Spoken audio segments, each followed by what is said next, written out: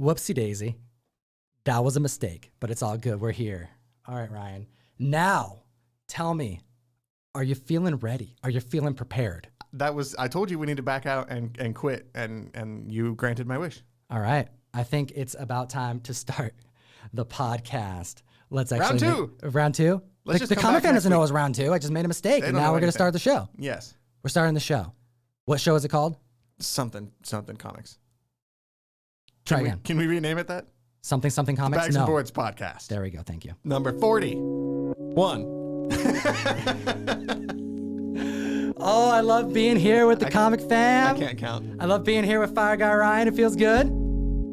How you doing, brother? Good now that we're live. I feel like I've been here all day. It does feel like that sometimes, but you know what? It's all good. We're doing it for the comic community. We're doing it for them. And we're doing it. You should become a DJ. I'm getting there. I mean, I'm you are working there. on it. I mean, that looks comic like fam. all you need is a turntable on there. All right. We're here to chat comic books. This time focused. This time with everything ready to go. And I'm really, really hyped because we have many new sounds on the soundboard. I've been telling you, yes. Ryan's not really feeling the soundboard, comic fan, but dude, you gotta just give into it. It's gonna just become one of the things we're known for, my man. That's good advice. It is really good, because when you're chilling with your homies and you forget to turn the volume all the way up, let's try it again. Please. Because Nate Dogg don't get done wrong on this show, because when you're chilling with your homies, you kick it like every day. So it can only hold so many sounds, and we had to add new ones on here, and I was wondering which ones Tom's going to remove to make room for the new ones. Oh my God. It was not going to be Nate Dogg. Oh, dude. Nate Dogg's not going anywhere. R.I.P. Nate Dogg. Comic fam, we're here. Bags and Boards. Number 41. It's a live show, but it's a little different, because I like to say when we're chilling with our homies and we're kicking it like every day, right? Improv happens. Yes. And I really appreciate the improv with you, Ryan. It makes me feel good inside. We have a packed show. Hit the subscribe button. Slap the like button. We need your support. We're going to do a crazy giveaway today. We do have a lot of them. It's coming. It's coming. We're doing a giveaway, comic fam, and I want to remind everybody. And Ryan, we got to remind ourselves, because when we're live with the comic community here, showing up in the chat, it's very exciting. You get nervous. You get nervous, but you also forget that we're not just serving the YouTube community. They're listening very intently. No, they're also listening to us on SoundCloud, Spotify, Stitcher, and iTunes. So we got to go out of our way a little bit. Some people be like, man, why are you just taking so much time to describe this cover? Why are you taking so much time to talk about what you're seeing when we can see it on the screen? Well, not everybody's watching us for an hour and a half. Right. Some people like to break it up in chunks while they're driving to and from work, like myself. Exactly, Ryan. And when you got FireGuyRyan in the house, it's always a fun time. Comic fam, we got stuff to chat about. We're actually going to be discussing how to get people into comic books. Right. That is one topic we are going to be going over today. Oh my gosh, you want to know something funny? Always. No, I did it. Did you forget something? I'm trying to think if I forgot. It's been a ruckus. It's been a No, we crazy did it. We day. did everything. We're ready to go. We're talking about, we actually did some like community questions on Instagram. It got a lot of great involvement. A lot of strange involvement. We'll get into that too. Oh, stay tuned. It's going to get kind of fun there. Yeah. We also have Karma, of course. We have comic books that we read. Very hyped. Comic fam, this week, for real, mind-blowing comics. Last week too. In front of my eyes. I mean, here's the thing though. Comics are awesome, but it stopped me in my tracks. We're going to get into that. We're going to talk about some James Tynion goodness. What else is on our list today? Oh, our DC poll list is on our list today. We're talking about. I forgot all about that, sir. No, there's so much on our plate today. Okay, we got to just jump right into it. Let's go. Shall we just start with? Yeah, I like how you said it before. Like first we start with the work, and then we get into the fun. And the work is making sure that you're doing your comic books on time and putting your orders in. Vegetables before dessert. Exactly, vegetables before dessert. So what we're gonna do is we're gonna show you guys. Okay, and we're gonna preface it. We always do it. It's gonna get kind of old, so we're going to try to make it quick every single time. But if you are looking to want to get into reading comic books, you have to order your comic books. And if you want to order your comic books, you need a local comic shop, also known as an LCS. Right. What does LCS stand for? Local comic shop. FireguyRyan in the house. And if you want to become a member of an LCS, what's some ways that they can do that? Google. You Google it. You Right. look on Google Maps or Bing. Apple. You could also use Bing. You can use Bing. You can ask Jeeves. You can do a lot of different things. Yes. You can ask Gem Mint. It's your boy Gem Mint. And see where he tells you to go. But okay, what we recommend you do like that is button. find, and that's a good one. You got to find your LCS and go become a member. Now, some members of our community don't live close to an LCS. Right. All right. If that's the case, you got to try to find one. But if you can't find one because it's not anywhere near you, or maybe you're getting tired of your LCS, I like to say, go check again. Go give them another try. We'll get into third that too. try. That's a whole thing. We'll talk about that too. But bottom line, if you've exhausted all your other options, you can join our LCS. Not my shop. Like, I don't own this shop. Not Ryan's shop. You work there. Yes. We're talking about Milgeek Comics. Russ the Comic Sensei, you know him from our trending videos. He's been on the YouTube channel since its infancy. And we have an ability to serve the community around the world through his pull box, literally a shelf at his box. You'll have a label with your name and we'll make sure the comics go in there and stuff. I print the labels. Yeah, Ryan is the one who makes sure that your orders get in Right. and get to I put you. the books in behind the labels. I touch all of your comics. He does, and he touches them intimately in an Yes. appropriate way. Russ yells at me for wasting so much time. He's like, Ryan, what's taking so long? And I said, this is the part where I caress every single book before sending it out. And then he's like, don't do that. That's weird. You got to give that comic karma love to every single member. But I digress because this is how you join Milgeek Comics pull list. Okay, Comic Fam? You have to go to Milgeek Comics over on, is this the tab? Yep, no, that's not it. Over on milgeekcomics.com. You hit the Patreon link. What's going to happen is you're going to join Patreon, Milgeek Comics Patreon for $10 a month. Side note, you're supporting LCS. That's cool, but that's not the main reason why you do this. You do this to get free shipping because you get access to this. DC Connect. That's right. This right here is Ryan's. How many hours a month do you spend on this? I don't like to think about it. Several hours. Several days. It takes him days because DC has made it like the freaking old age, what's the best way to put it? Like the Stone Age. They've taken a few steps back. Yes. Yeah, they take a few steps back, and you need to have someone like manually put in your orders. But now we are doing the work for the Comic Fam so that you can order comics like you used to if you have ever ordered comics online. You click the button, you put it in your cart, and that brings us to what you can do every month. Because if you want to read comics, you got to put your comic orders in.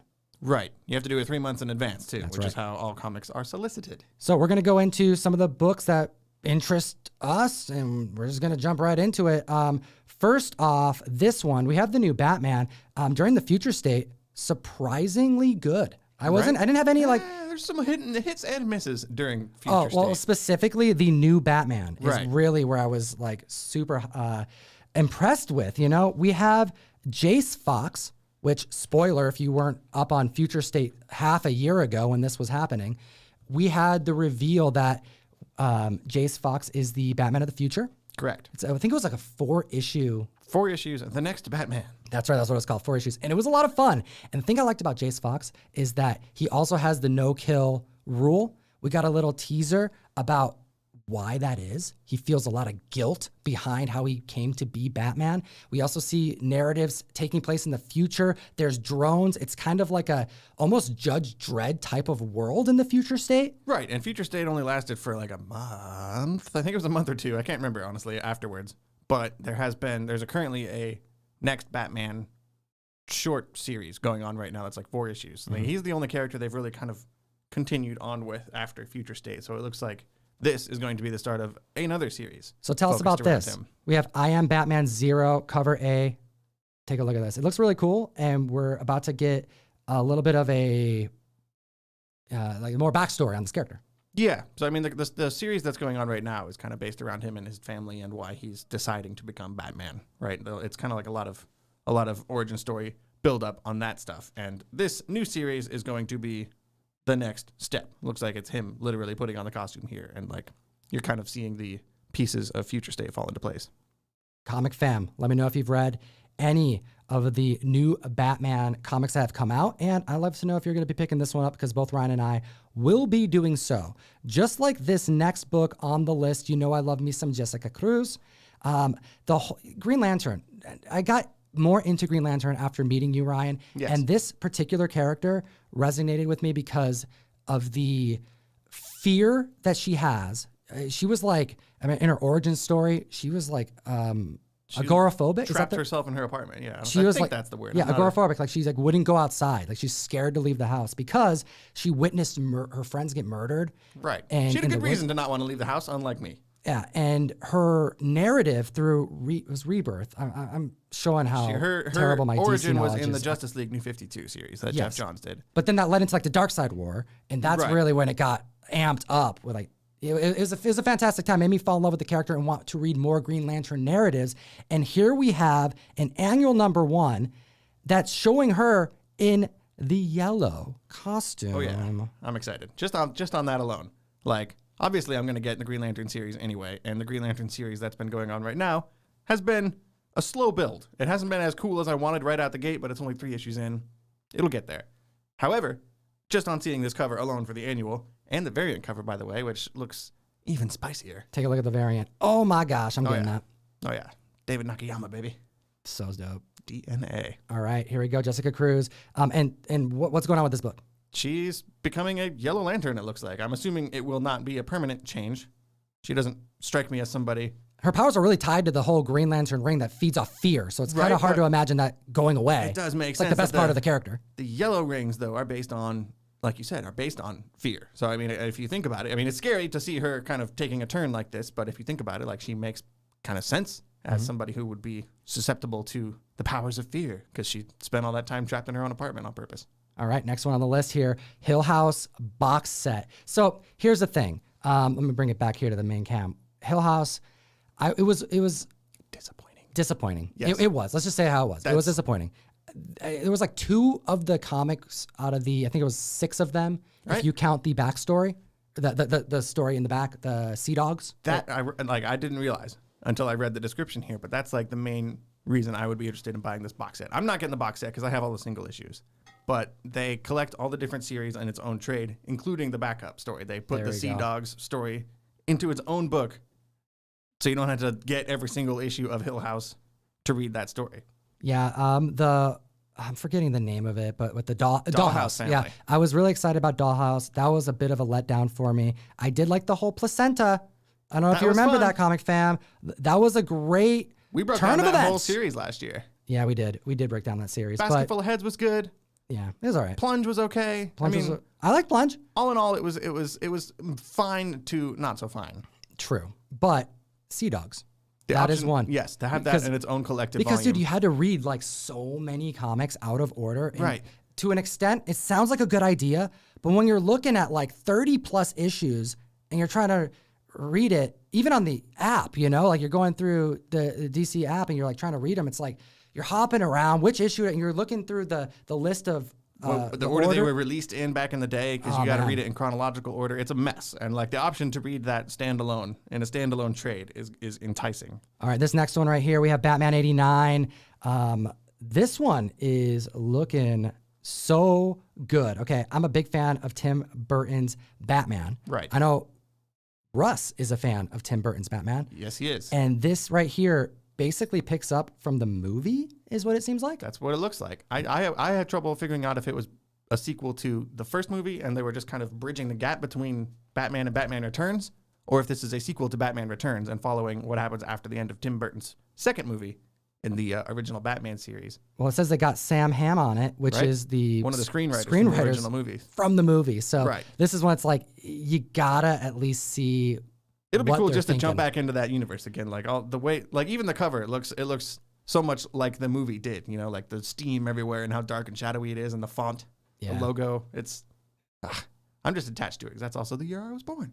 There you go. If you like the Tim Burton Batmans, this one is a must for your pull list. They're also doing a Superman one, but I didn't highlight that one because, hot take, I'm not really a big fan of the Christopher Reeve Superman movie, but we can move past that because that doesn't get me a lot of friends when I say that. Well, this next one, Batman Fear State Alpha, is one that I will be picking up. This one is James Tynion the fourth, correct? Yes, James. Oh, of course it is, because it's going to follow the Scarecrow. So many Joker narratives, and there's a lot of cool Batman villains, but he really, reintroduced the Scarecrow recently with a new design, looking fantastic. And this book is going to be one that focuses on a villain that I think doesn't get enough love. Scarecrow has been kind of like the architect right now in the main Batman series. Like he's currently the villain right now. So this looks like it's an event. They're building to a Batman event. And when's the last time you had an event where the Scarecrow was heavily part of it? And we're going to get some Poison Ivy in here too. Correct. Like I'm just kind of sick of Joker. I love Joker, but like Joker War was the last main Batman event, and I didn't really care, honestly. So this next one here, we have Batman Secret Files Clown Hunter number 1. Dude, okay. For as many characters as James has created, this one was so fleshed out. The backstory was so intriguing, so much depth. And I really, Butch is just shedding like crazy. You can't see it off camera here, but Ryan's like fanning my cat. Right. I'm like, what did I thought he farted. That might have been me. But no, or no. You, for all it could be me, man, across the room. No, but we have Clown Hunter, who's going to be getting his own one-shot. And this is a character that I'm like all in on. I just want to read more about him. He had such an aggressive introduction to who he was, but we actually found out kind of early on that he wasn't going to live that life, because if you don't forget, he let Harley Quinn live when he didn't have to. Right. But that kind of went against his entire origin story, where he was hunting down clowns, lighting them on fire. He's a little hardcore kid. Dude, I like him, And man. James Tynion, like you were saying, he introduced a whole bunch of characters in his Batman run so far. Not all of them have landed. But Clown Hunter is a personal favorite of mine, so I'm glad to see. He's also been lying kind of low lately. Like, Clown Hunter hasn't been around in the last few issues. They were saving him, dude. I think they're saving him for this. I'm glad. You know what else is going to be really exciting coming up? Even though we were just, not that, we were just expressing Joker fatigue, I'm still going to get this. So I'm a liar. Well, first off, even if you have Joker fatigue, it doesn't matter, because when Chip Zdarsky is writing something, just you do this move right here. You don't even have to read. He just drew the cover though. He didn't write it. Oh, I wish.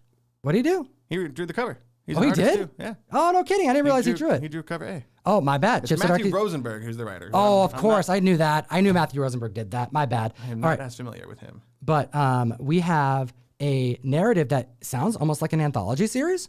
It sounds confusing. I think that's kind of the point, right? It's Joker in an interrogation room. So the way that you put this to me, you're like, dude, you remember the scene from Dark Knight Returns? It's just Dark Knight, right? Dark Knight with Joker. Yeah. No, it's Dark Knight. Yeah. Batman Begins in Dark Knight. Okay, so during Dark Knight, where he's being interrogated, he's at that's Gotham like my PD. favorite Batman scene in any Batman movie. Well, this sounds like we're gonna see like multiple stories based at Gotham PD in an interrogation room of some sort. Right? They're not explaining a whole lot in the solicitation here, which it says 24 hours. They got 24 hours. They're going to be meeting someone at Gotham PD, and this particular issue 1, is an interrogation of the Joker. But he's already captured. It's a Joker story where he's not out causing chaos in the city. He's captured in the police headquarters. They're trying to get info out of him. So I think it's going to lend itself to more of hopefully like a Joker killer smile kind of vibe. Which I'm all for. And last but not least, we have the book that I cannot recommend enough. We have Nice House on the Lake, issue number 3. Get this comic book. James Tynion, the 4th. We're going to talk about this book shortly. That's all I need to say. Comic fam, read your comics, and you'll be happy that you ordered them in advance, because then you don't have to kick yourself later for missing it. Right. For going, oh, wow, why didn't I pick up issue 1? Everything James does essentially gets optioned, as well as getting a ton of praise. Yeah. And you don't want to miss out, especially on this book that we're going to get to in just a little bit. Next thing I want to do is a giveaway, okay? This is going to be fun. This is something that I want to do for my friends, okay? For my homies. But here's the thing. I wish we kicked it like every day. I don't kick it with this particular homie every day. And I'm kicking myself now looking for... Oh, my cat is just walking all over the table. This table is a minefield, though. I'm surprised he is managing to step on anything. Say hi to the kitty. What's up? Goodbye. Goodbye. Bye, Butch. Goodbye, Butch. Goodbye, Butch. Butch. Okay, here we go. Let me see if I can find it real quick. Shoot, where did I put it? Ryan, tell me about your day. You want to know? I want to know everything about your life. Wow. Everything, huh? You have to pay for that kind of access.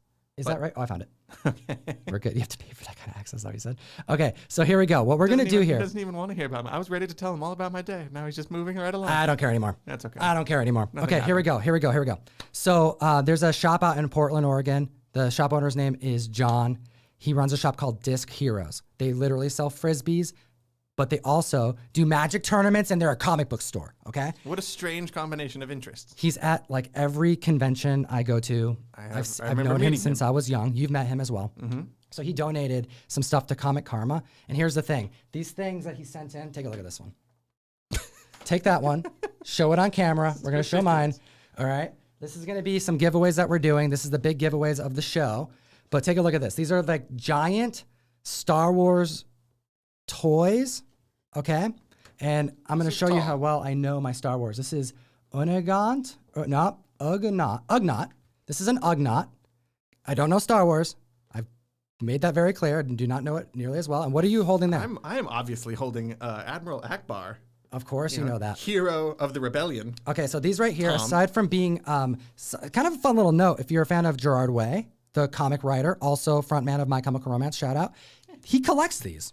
I thought that's pretty interesting to know. Let's just give them to him. We're going to be doing 2 giveaways. We have these giant toys. And I know, right? This is what you have to do. Okay, comic fam? There's a link in this video. I want to surprise my friends in Portland. This is their Instagram handle, Disc Heroes. If you go to the description of this video, there's a link to it. The link should work. If not, it's Disc Heroes, DISCHEROES.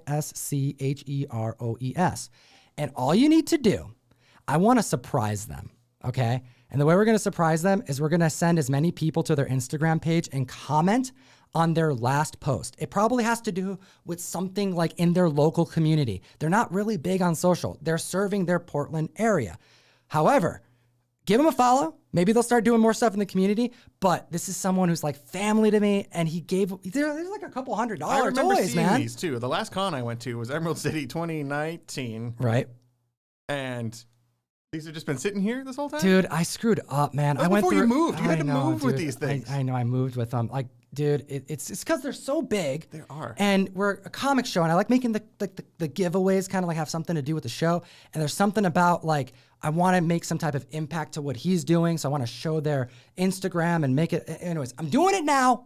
All right? We're doing it now. So I'm going to show the community. Go over to Disc Heroes on Instagram. These guys are awesome. Great members. You're going to see them at cons. If you've been to a Comic Con, you know who this is, okay? This is an excellent member of our community. Go to their Instagram. You don't even have to follow them if you don't want to. I just want you to comment on their last post. I want them to go, what the hell is going on with our IG? Did something bad happen? Sent us here. Yeah, be like, oh, Comic Tom said we had to come here. Just say anything funny. Don't say anything mean, but say something funny if you want. I just want to see so many Instagram comments on their last post. And what we're going to do between now and the next 2 weeks that this comes out, we're going to do a random drawing for Ugnaught. And what was yours again? Mine, obviously. Who could forget Admiral Akbar? Admiral Akbar. All right, these are expensive toys, all right? But I'm not a toy guy. But what I do know is that there was a price on these that was over $100 on each. So here we go. A couple $100. Awesome donation to the comic book fam. Okay, now let's get into, oh my goodness, I'm thinking we do some viewer comments. You know what we need? We need is like a giant wheel. A wheel? You just spin the wheel. And figure out what we do topics. Next. Yeah, because I'll forget if they're not written down. I mean, thankfully you're in charge, and I'm just here for. You're here, man. Comments. You're my backup, man. You're my backup. Viewer comments. Viewer comments is what we're gonna do. Okay, so these are when it's kind of confusing, Ryan. It's kind of confusing, but some people forget. When people comment on a video, we read the comments. Right. And then we talk about them on the mic. Let's do it. What's confusing? That's what's confusing about it. All right, here we go. Can you please read Brant's comment? This is from Brant. Have you guys ever walked into a new LCS and got a total blow off? Oh my gosh, Ryan. Okay, moving on. This like LCS, a child. This LCS, I have not. This LCS bags and boards all their books. So I was excited to drive out of my way, about 45 minutes and 2 tolls to get there. That's right. There's tolls in parts of the country. Right? Yes, I guess there Not are. up here, but I'm from New York, Coast. man. So it's a very true thing. I was excited to drive out of my way to go there and pick up a few books and maybe try and get on a sub list. I was so dismissed and alienated by his arrogance, I just ended up walking out. Granted, I'm no Golden Age guru, but I would say every month I spend $300 to $700 a month or so on books. So I'm not a jerk either. When I told my wife what happened, she compared it to when she would go to a higher-end jewelry store or furniture store. What do I need to do to not be treated like a jerk? All right, so Comic Fam, I think I'm going to make this clip when we repost it next week, titled something along the lines of, comic book stores don't do this, all right? You know, I chat with a lot of stores, you know, constantly. There's a lot of, I'm trying to support as many people as I can, you know, I want to help this community grow and thrive. And this one right here is my cat. Butch. His Butch. And he hates it too. When someone goes into an LCS, first off, it is amazing that he's just biting me. He's full on biting He's just biting me. He's like, dude, you got to just let me walk on the table, damn it. I want to be with Ryan. He's just gnawing on my hand. He's trying to right now, devour your Comic Fam. entire hand. My hand is being eaten by my cat. This is how you know cats are evil. They just want to eat you. You take that back, sir. Oh my goodness. It's Look okay. at him. He's a good guy. I could just, He's not going to eat me while I'm alive, but dude, if I died and my body was just left here, You'd be dead. over time, he would start eating me, I bet. And look that's at him. He's planning it already. You're like- famous, Butch. I know, right? Bye. The Bye. comic Gato. So this is like what not to do with when you have an LCS. So I want to remind everybody that the world we're living in, where we have stores that sell a paper item to read, okay, Correct. that you have to subscribe to like it's a damn magazine, Right. okay? I got cat hair in my mouth, It's the best place for it. and I'm touching my mouth, my tongue with my hand, and there's cat hair in my hand. This is what happens. When you have a medium like this and you go to a location to purchase it, to read it by hand, it doesn't make sense.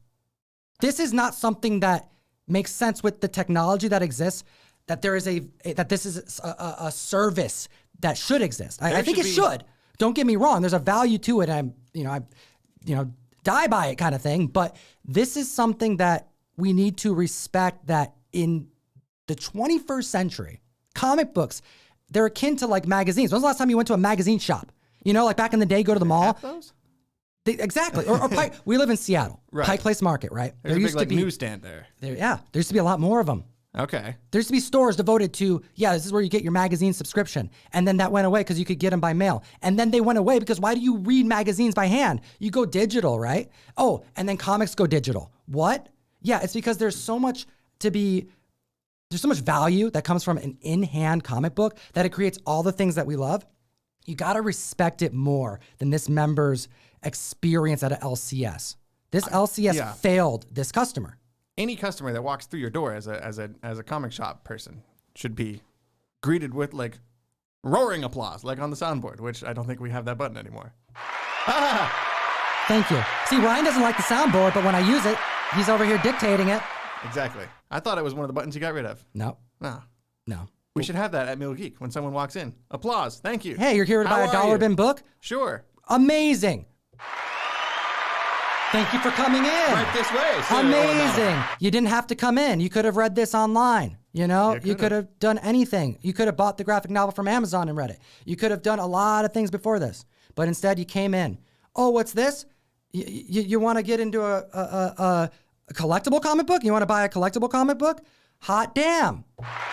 That's amazing. You didn't have to do that. You could have read that in a lot of different ways. But again, it's just like, we got to protect this. This moment, it happens so often. All right? And I'm that's very why I bring it conscious up. of this when I work at the comic shop and someone comes in. I'm very conscious to not be like, what do you want? Am I driving at this point home, comic fam? I wanted this to be like Stan's soapbox here. You got to make, like, if you're an LCS, you got to go all out for every single person who comes in, regardless of how much they're going to spend on your comic books. You got to treat them right. Don't blow them off. Don't blow them off. Well put. Fire guy Ryan. Okay. So the next comment here is a lot of fun. In 2019, after many years of not having it, I finally bought an Uncanny X-Men 248. This is the first Jim Lee on the X-Men title from eBay. Shortly after, I went to Washington State SummerCon and got it signed by Claremont and Lee. Bucket list item. Check. Cheers from OMAC. Oh, hey. There we go. Local cat over here. And this is what's cool about this one. This is from our $10 keys section on our last live show. And we showcased X-Men 248 because you can find that for $5, for $1, for $10 in high grade. And with all these keys going up, I thought, hey, let's give some love to some undervalued books. And this one was one that many people said, I got this in my collection. I have to own this book. I think it's a cool comment because this person got a really dope collectible and got it signed. That's just an extra layer. And that's a local con. There we go. All right. Ryan, this next one's for you, brother. I picked this one for you. It says, it's great to hear Fire Guy Ryan's voice. I think this member right here missed you on the show after you weren't even really on a hiatus. You were just learning. Whatever the worst word is for hiatus. It was like, the thing is, it wasn't a hiatus because you were doing things behind the scenes, making the comics happen. Right. You quit your job and started working comics full time. So I did. That was the thing that happened. Okay, here we go. We're going to go to the next comment. All right, so this one right here, is just more members backing me on the soundboard. Bro, it kills me when Tom hits the Homies song and jams to it. I love that shit. Comic fam. Because it's trash. Joe, we're supposed to be saying the names of the people. I'm so sorry. Jose Quintanilla. This is for you, brother. Damn right. Okay. Give me some trash. Give me some trash. Because it's trash. He does not like the soundboard, but you know what? He likes it when Frank is on there. Yes. And it works. Okay. This next comic is comic is from Marcus Lopez. What does it say? So we talking about The Nice House on the Lake. I was reading that, had to stop halfway to roll a blunt. Comic fam, we're going to get into Nice House on the Lake later on in the show, but I understand this member, Marcus Lopez's feeling, because dude, when you read this comic, you straight up stopped halfway through and were like, I have to tell Tom whatever he's doing to read this comic. I talked to you, I talked to Russ, I reached out to my girlfriend Tessa, who is here, I reached out to my friend Tyler, who barely reads comics, and I was just like, I need to talk to somebody about this damn book. And yeah, we'll get into all that. We'll get into it, but I understand the feeling. I understand. It's like when your mind gets blown, it's just what happens. All right, here we go. Roland Katsuragi, he says, didn't know Tom could play with the coin. And what he's saying there, I think this was part of our coverage on the coin. Silver coin. Silver coin. Last time. Yeah. Silver coin. Thank you. Right. Silver coin, which was an excellent anthology series. It's ongoing and got picked up for more issues. And the first one followed someone Tenacious D style, picking up a coin and writing the best song in the world, blowing people's minds. And I know that's a good one, right? That new button has not been used enough. We'll get there. I know we're getting there, man. But the coin is what he used to play the guitar because he lost a pick. And I do play guitar. I'm thinking about playing more guitar. You know, my dad plays drums. We like playing music together. Maybe I'll like show the community a little bit. You can really tell when Tom picks the comments. I should pick the comments someday. You can, dude. You should be picking more of the comments, man. You got gotta start working more. I'll let you do Damn it, Ryan. Yeah. Damn it. You can keep picking them. Okay, take a look at this. This is from Xavier Hartley. Some things you just can't get from others. Some things you just can't get from other comic streamers, such as the hilarious humor and Office references, an amazing soundtrack, and Butch the Cat. 100% my favorite thing about comics is this podcast. Keep it up. Thumbs up. Yo, I appreciate the kind words, but the thing that made me clip this comment is Butch the Cat. Butch is awesome. He's a walking thumbnail. Dude, he is the coolest part of our show, I think. And he meows, and he sheds, and it's worth every second that he's in this room. Can we look into maybe like little kitty headphones? Kitty headphones? Right? I don't think he'd wear them. And like a little kitty microphone. There's a third chair right here. We could just set him up, but I think if we put him on the chair, he would start causing a ruckus. Okay, and then here we go. We have our last comment today, and this one's really dope. You're gonna really like this one, okay? Cool books from our $10 key section of the last podcast. This should be a regular, semi-regular part of the podcast. And guess what? It just did. That's right. Next part of the show, what we're doing right here, right now, we're doing $10 keys. $10 keys, because not every comic book is worth a ton of money. You don't have to spend a ton of money to collect comic books. You don't even have to be specking. You don't even have to be doing it for investment reasons. Collecting is about just enjoying the books that you have in your long box, in your short box if you're still building up to that long box. And we're gonna talk about some $10 keys that I would pick up all day, any day for under 10 bucks. And yes, do some have spec potential? Of course. I'm gonna hook up the community. I'm gonna try to point them in the right direction a little bit. And I will say this, okay? Some people call us a spec channel, all right? And here's the thing. I follow spec channels. I don't do what they do. We report on what's climbing in the market. Now, does our reporting cause activity to happen in the market? Absolutely. Do we help feed into the spec market by showcasing what's going on? Of course, because when people see what's going on with their fellow members and they agree with what they're doing and they want to participate, it moves the dial, all right? However, what we don't do, what I have purposely avoided since the beginning of the show, is being like, Comic Fam, this book is a $200 book, and I think it could be worth more. So buy this $200 book right here, right now. And this is my reasoning for it. And there's no like, there's like little proof or like, you know, I'm reading through the lines on spec and I'm like analyzing the show. I'm talking like people specking that the Darkhold was going to happen in WandaVision well before the Darkhold happened, right? Because like I was as shocked as anyone else.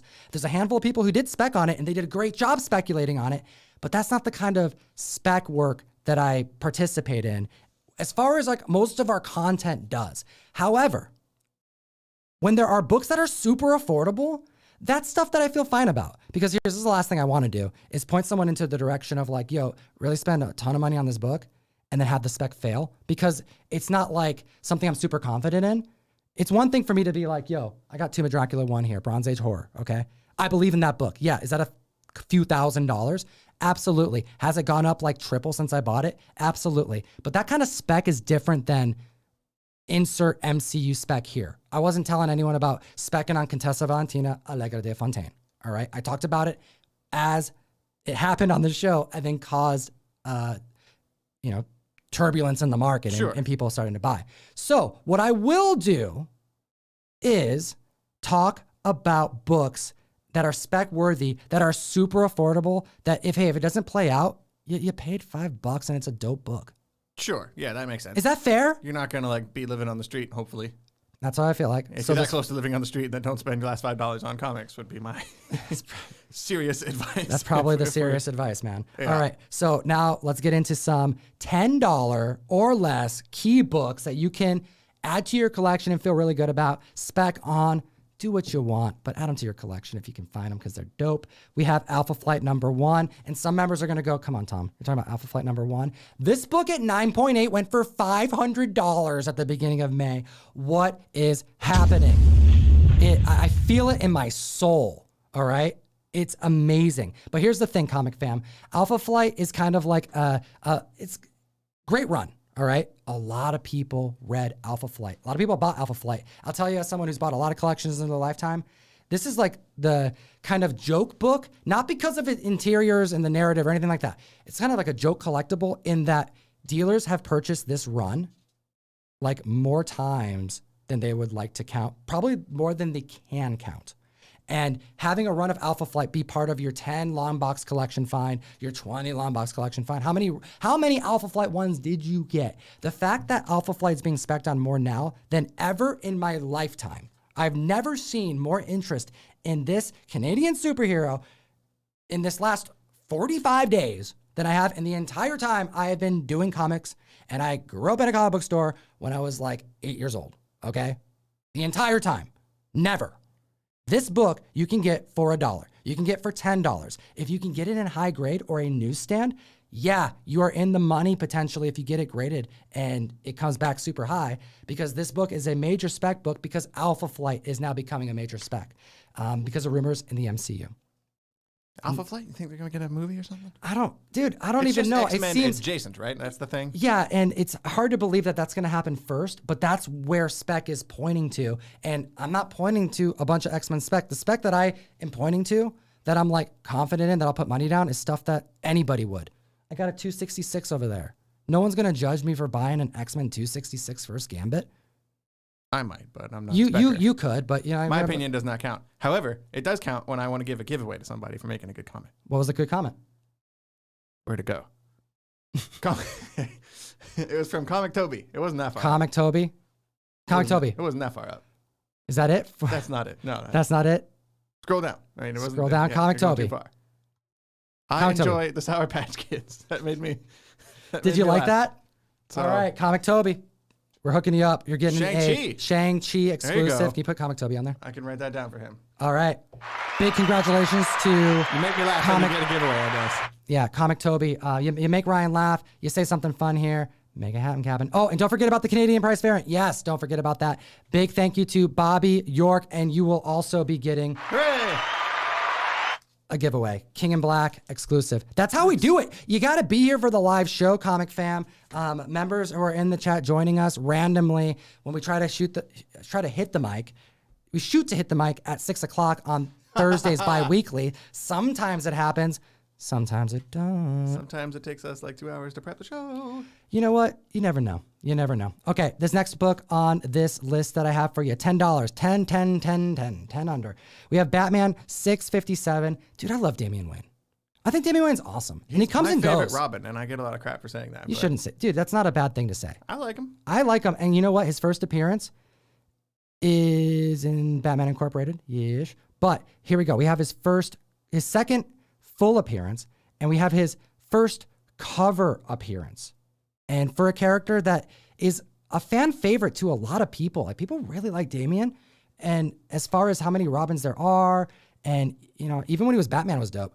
This book, people also really don't like Damian. They don't. He's polarizing. He is polarizing, but dude, I like polarizing characters because it means that people are passionate. Yes. You know what I'm saying? A thumbs up is just as good as a thumbs down. That's how I feel. That's exactly how I feel, Ryan. That's how YouTube works, apparently. Okay, so Comic Fam, consider this. All right, I'm gonna hit you with another X title right here, right now that you need to consider, that you need to be keeping an eye on. It goes for $1.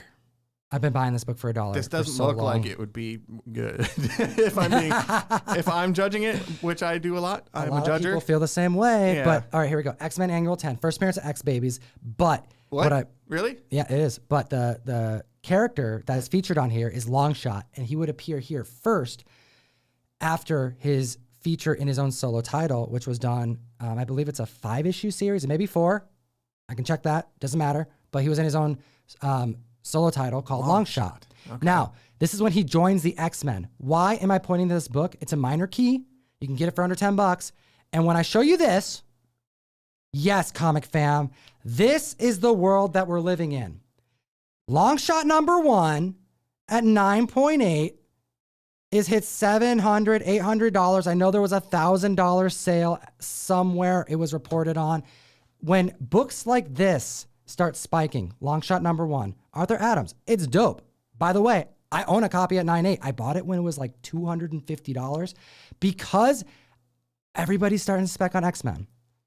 All these characters. Know who this is. There you go.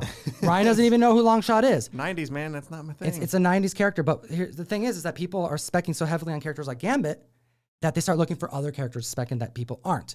And that's how you get in at an affordable rate. That's how you have these big wins. When people start getting these big keys and they trade up to it, but they're not dropping down their paycheck every single week, it's because they're specking on the right stuff. And this is a character that people spec'd on right early on. Book took off. And I'm telling you, his time that he joins in the X-Men is a key appearance that goes for under $10. When his first appearance is hitting above 700 regularly at 9.8, pick up the book. If anything happens with Longshot, you're going to be in the money. It's going to be a good book. You're going to be very happy you have it. And something I've learned from the Marvel movies is they do like to surprise you. Like, I would be more surprised if the X-Men team they do end up using is like Cyclops, Colossus, Nightcrawler. I would be expecting there to be some wild card type X-Men on there that nobody is really prepared for or thinking about. That's how I feel. I don't know who the hell Longshot is, but there could be other ones or him. You never know. All right, this next one on this list. You know I love Constantine. You know I love I'm not a fan of, I've never actually smoked a cigarette before, but as far as a chain smoking character, he is by far the coolest one. And this one right here is Swamp Thing number 67, and it has a 6-page? Yeah, 6-page special preview of Hellblazer. And Constantine is a character that keeps coming up on the mic for various reasons, whether it be because of the show that got canceled and then them reutilizing the same actor who was in the show, whether it be in the JLA Dark animation that spiked up books, whether it be Swamp Thing that spiked up books, whether it be the HBO Max Swamp Thing, they brought that back over after it got canceled spiking books, which that all happened. Whether it be the JLA Dark that's going to be getting an adaptation, at least rumored adaptation, courtesy of Bad Robot that will feature Constantine, as well as a lot of other like darker themed characters. And then we have Sandman, which is going to feature a different version of Constantine, but still Constantine. Do I need to say more? Comic Fam, Constantine is here to stay. He's one of the dopest characters in DC Comics.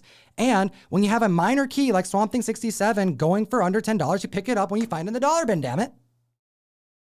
Can you hit the applause button real quick? There you go. Hot damn. That's what I gotta say about that. How do you just have all that information? Because, dude, I talk about it every week, man. That's all I do.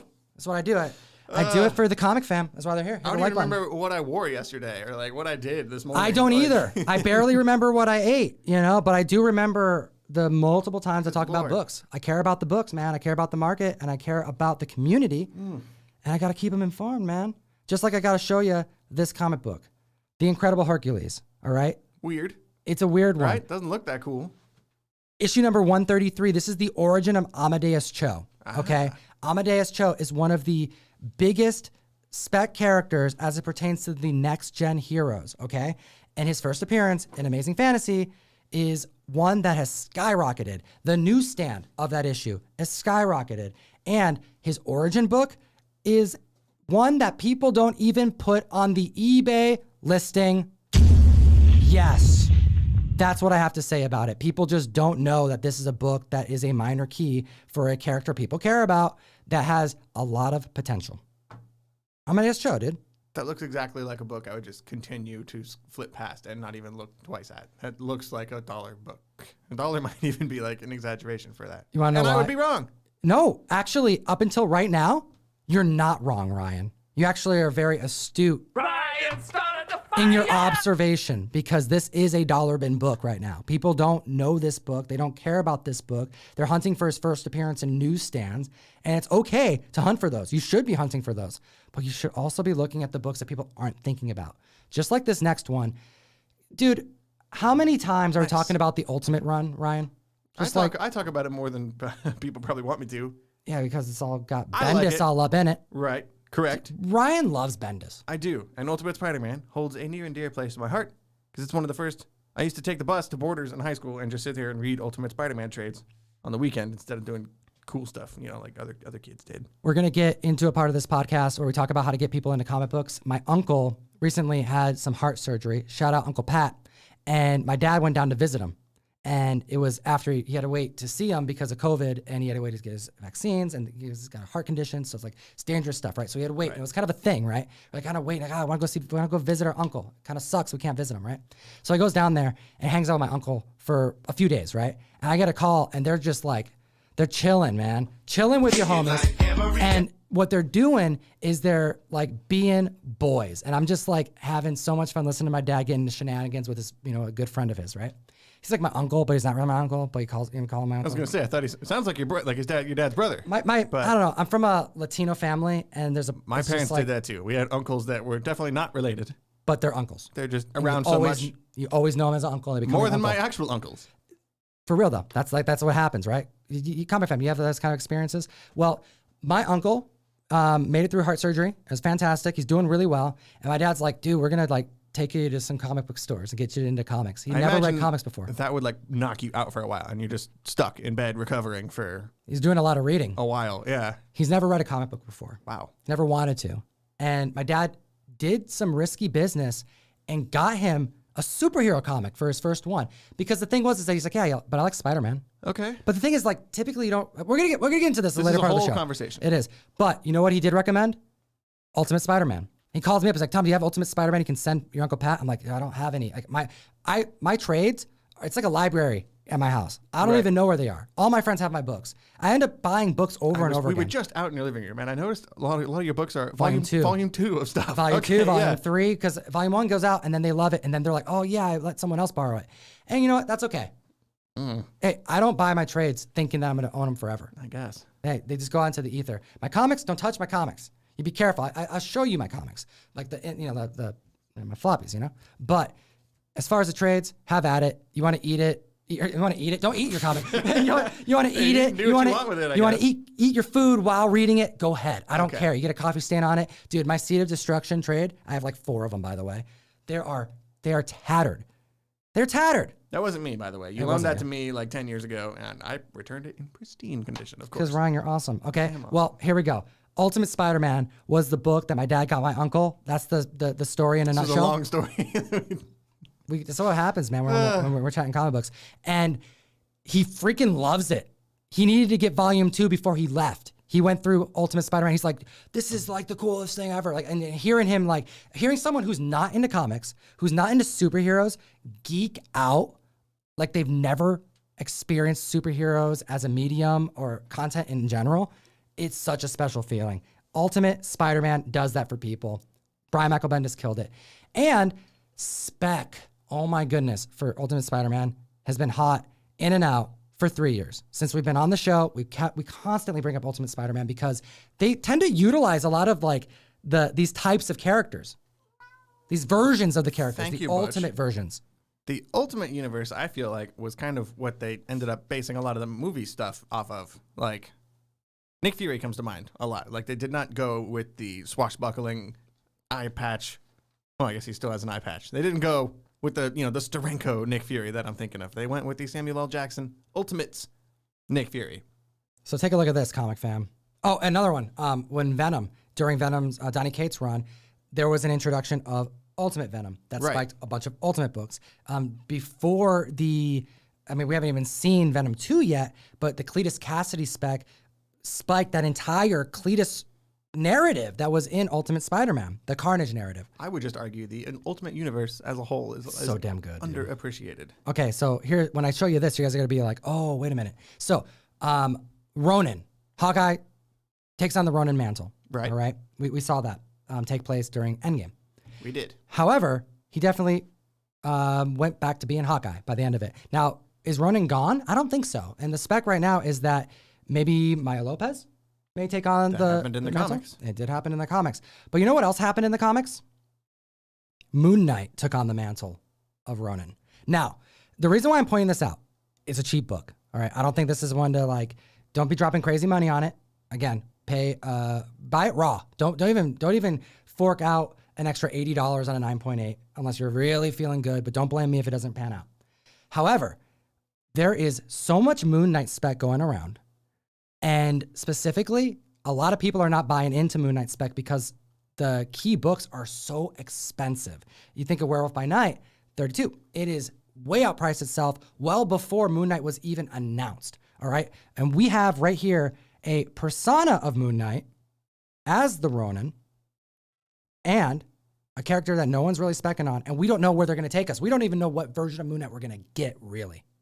That's a solid point. I mean, like I was saying before, Marvel does like to throw curveballs at us, so. Big shout out to Octavio, who helped me source some of these for this video today. He's our Moon Knight specialist, kind of like in our group.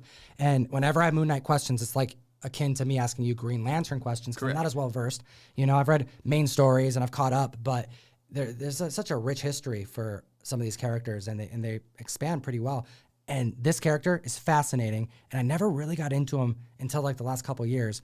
And it was nice to be reminded that, oh yeah, there's some Ultimate Moon Knight that you got to get into. Ultimate Universe in general can serve as like an easier intro to a lot of more complicated characters, especially like Moon Knight, who's got like several different personalities. And it's just, when I tried reading his original Marvel introduction, I was very, very confused. We'll take a look at this next one because we have Ultimate Spider-Man 79. This is the first appearance of Moon Knight in the Ultimate run. So here's just another affordable key. It's a Moon Knight key. I'd be excited as a Moon Knight collector to own this regardless of what happens with the show. But for an Ultimate Spider-Man comic that is so undervalued, for a character that we have no idea where they're going to take us, I think this is another one. Ultimate Spider-Man issue number 79. All right, let's actually, you know what? Let's hit him with the next one because we have one more Ultimate book here, and it's worth showcasing. Issue number 80. We have the first cover appearance of Ultimate Moon Knight. And take a look at this. His character design is fantastic. I mean, that's kind of why you may get lucky with these types of this type of spec, because if they draw from the comics and they are looking for a less fantastical version of Moon Knight, it's more likely we're going to get something like this, something more sleek, more dark, more Batman-esque than really what the guy in the Bronze Age. And it looks like he still has the hood that he normally wears. It's just not up, which that makes a lot of sense. Like it would be like a hoodie or something that he wears. It's just not up over his head. Okay, so take a look at this next book here. We were just chatting about X-Men keys. We were talking about Gambit just a second ago. So Gambit's a character that if there's any signs of mutants coming, Gambit's going up. That's why everybody's got their 266. It's why they don't even need to, like, people were specking on Gambit before Marvel even acquired the rights, like really, because it's Gambit.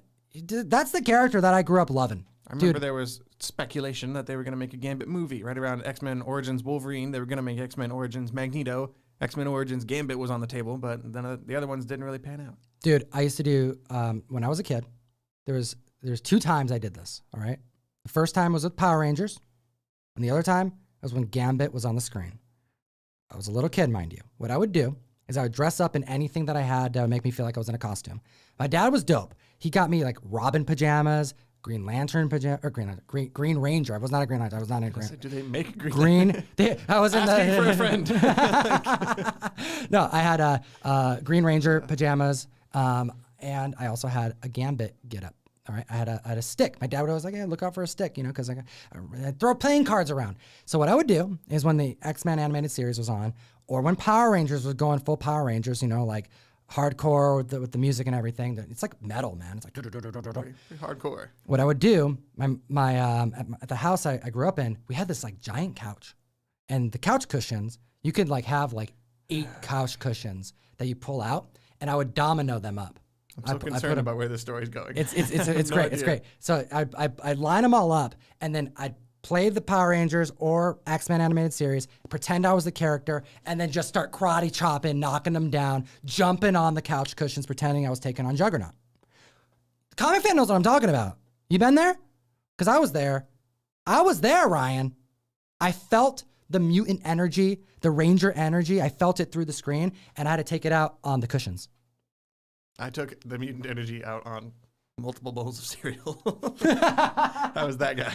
Yeah, you're like, I need some more crunch. I'm going to sit down and not move for as long as possible. Yeah. Can you tell? I had the energy back then, too. Clearly, yes. I'm not the heroes got me hyped. It's what happened. All right. Well, anyways. I really wish your dad had filmed some of this. This would have been great. Dad, who knows, man? Maybe that lives out there. But Gambit is a character that when it spikes, it's going to hit really. It's going to land really hard. And what ends up happening is you got to spec on the people that he's associated with. Sure. Rogue, sure. However, his family members, what? Yeah, he has a family member. He actually has somebody, his boo in the comic books. And she first appears in this issue. That's right. X-Men issue numero 8. I thought I was going to have to remind you of the Spanish. No. I'm talking about this book, and I know Ocho in Espanol is 8. X-Men number 8. I was looking for the year that it came out. I think it's 1992. I could be wrong. But it's Belladonna. We have the first appearance of Belladonna. We have a picture I got from Google, as you can see, because it says My Comic Shop. Shout out.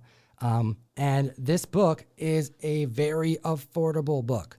And if you're looking at specking on X-Men keys and you're going through dollar bins, just pick this up. Just pick it up. X-Men issue number 8. You never know. You never know. And I really hope Gambit comes out. I really hope we see Gambit in the MCU. I feel like we're going to. You never know. Okay, this next one on the list here, I think we've gone through all of them but one.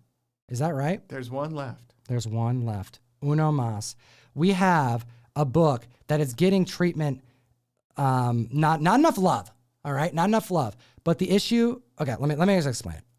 Talk about Bishop, all right? Right. In his first appearance in X-Men 282, yes, 282. Sure. His first appearance is essentially kind of a strange one because he's on the cover, right on the cover. It says Bishop. It's like Enter Bishop or something like that. And he isn't actually in the comic. He's only at the very end of the comic, I believe on the last page. It's Classic. considered a cameo. That happens all the time. But here's the thing. What doesn't always happen is that that the character that is being featured for the first time is featured on the cover. Imagine the world we'd be in if Wolverine, dare I say it? Dare. Imagine if Wolverine was on the cover of Hulk 180. What would that do to the comic book? It would be a much better world because there would be no debate. Oh my gosh, the world we live in, it would be like one we just don't even, I don't want to imagine. That would be like ending a war that's gone on for 50 it's crazy. years. It's crazy to think about. However, here we go. Bishop, he appears on the cover and on the last page. So that makes it his first full appearance, even though he's only debuted on the solicitation on the cover and the last page.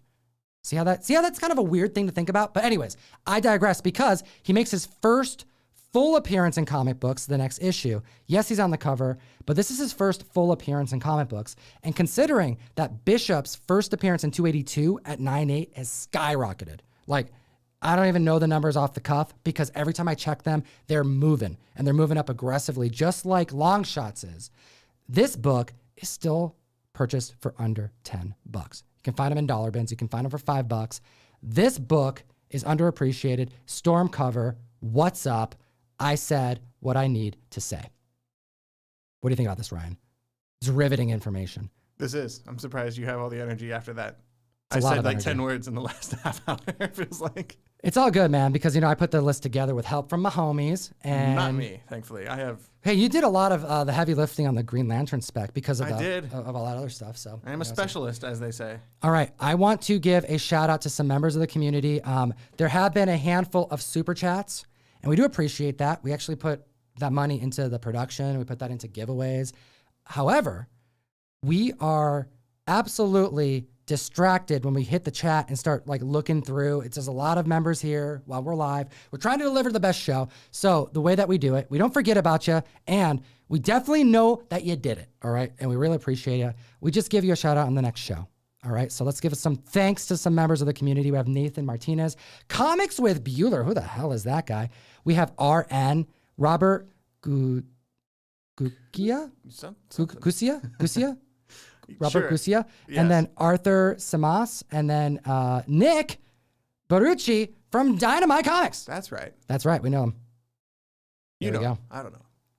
That is what is going on. So thank you so much for supporting the show and for sending us some love. They want Ryan to get some coffee, some more cereal. I do love cereal. It's bad. All right. Let's make it happen. This is what we're going to be doing now. What's next? Spin the wheel. The next thing we're going to do is we're going to showcase... I want to do... Yeah, spin the wheel. You want to do spin the wheel? No, man. I think we should do some polls, man. Comic books? We're going to talk about comic What do you books? think this is? A comic book podcast? Oh, you know what I'm going to do right now? First, before we do that, I want to showcase the mail call. Let's do that real quick. Mail call? Mail call. Yeah. Because I have some updates and I want to show some stuff. We're going to announce... Dude, breaking news! Breaking news! Breaking news! Oh, it's crazy. Okay, Comic Fam. First off... That needs to be a button on the soundboard. What was that? We need to make a breaking news button for the soundboard, and I have a perfect one to use. What is that? Somebody saying breaking news. Breaking news. You're right. All right, so here we go. We have a way that you can help support the show. It's the comic book subscription service, the Mystery Mail Call. It's our way we can send you comic books every month, but it's also how you directly support what we do. If you like the videos we make and the effort we put into stuff, and you're like, yeah, I want to give back, I want to do something, you don't just have to send us super chats. You don't have to send the show money or anything. You can just get comics. One way. It is one way. People do it, sure. And we appreciate it. Thank you. But we can also be sending you comics in the mail. You can get stuff too. And we really work hard to make it awesome. We do exclusives. We team up with really cool artists.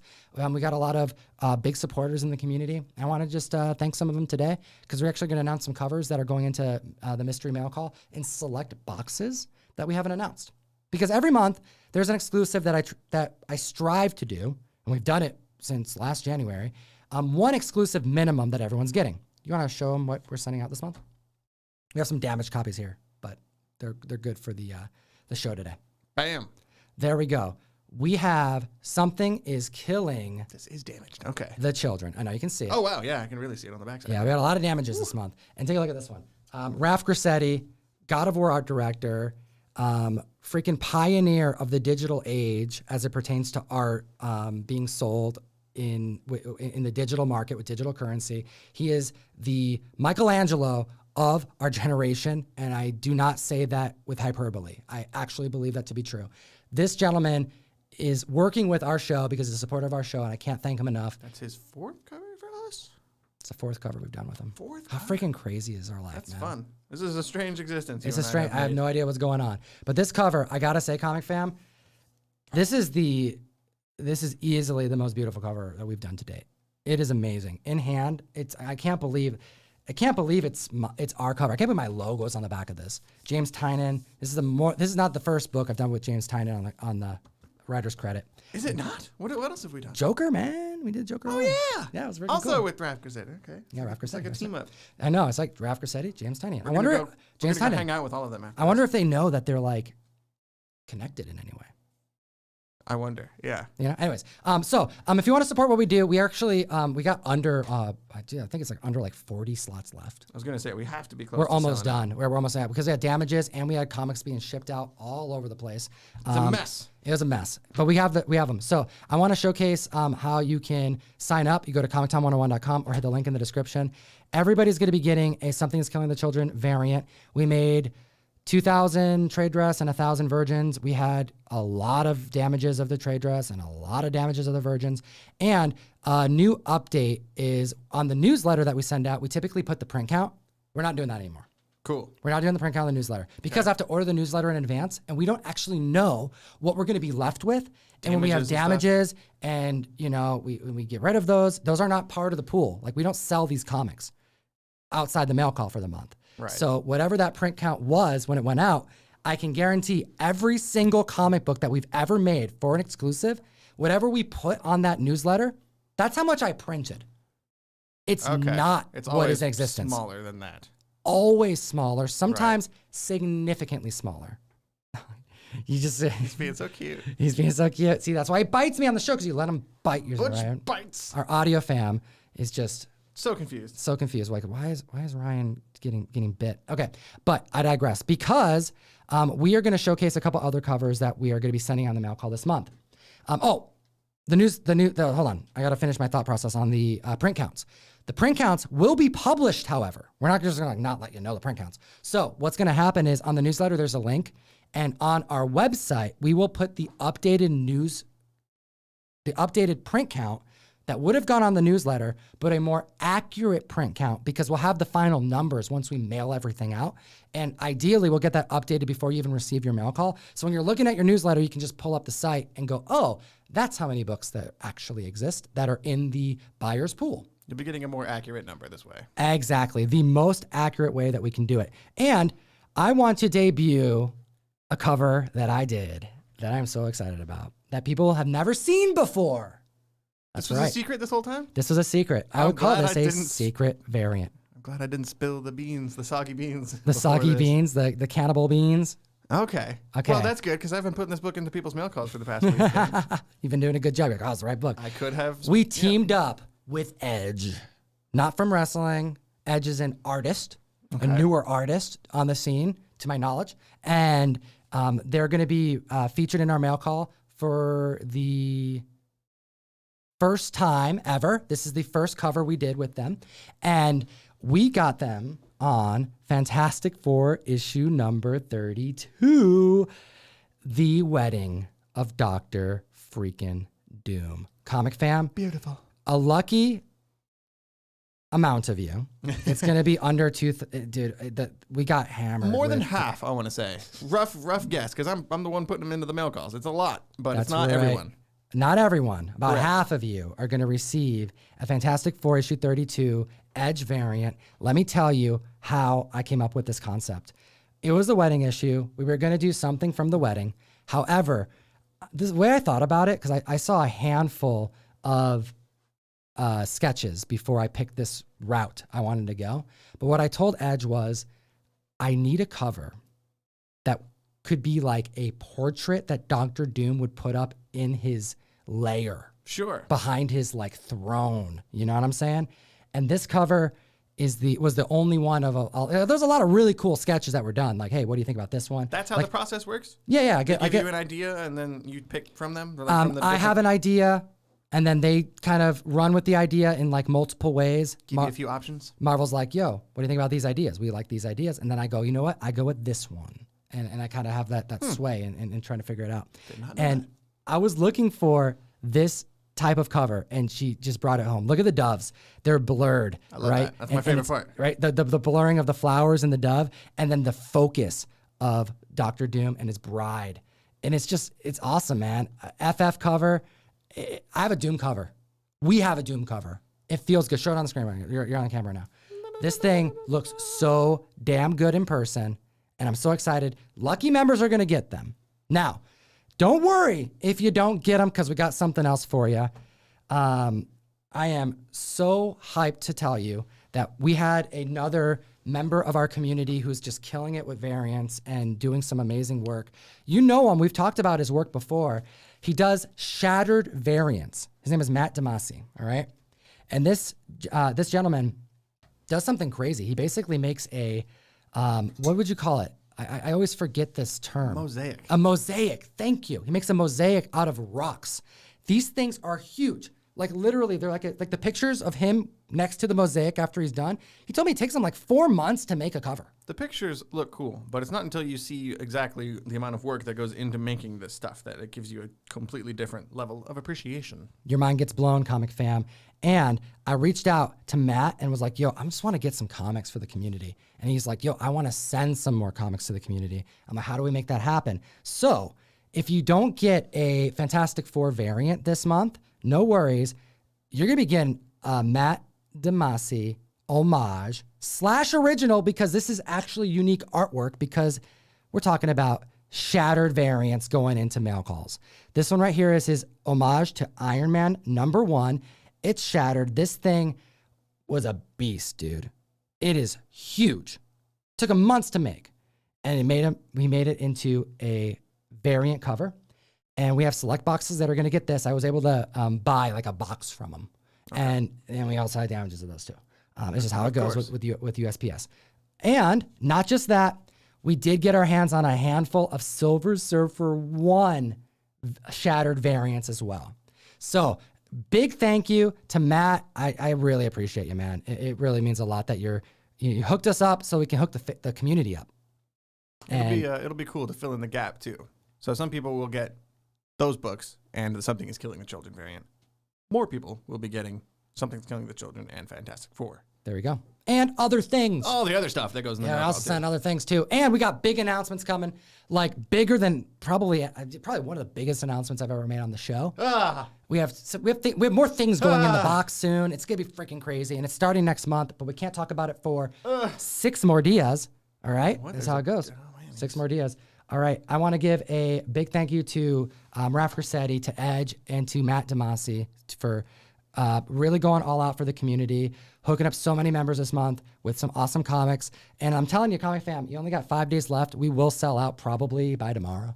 So if you want your Something is Killing the Children variant, secure your copy now, and let's keep it a-rolling. Okay, we're going to get into pulls. Books we're reading. Books we're reading, okay? First off, we're talking about comic books because you gotta read your comic books. Comic books are awesome. Why do you like comic books, Ryan? Like, what about them? Besides the community, like, just about comics that makes you excited to read them? Because you're a reader. You could be reading books. That's a question we you always should go do on the show sometimes. You're always like, dude, I'm not really like that much into the art. I'm into the story and the narrative. I'm surprised that I like the art so much. Ooh, the color work surprised me today because I like the narrative so much. I'm hearing an echo. Is that me? That's you, dude.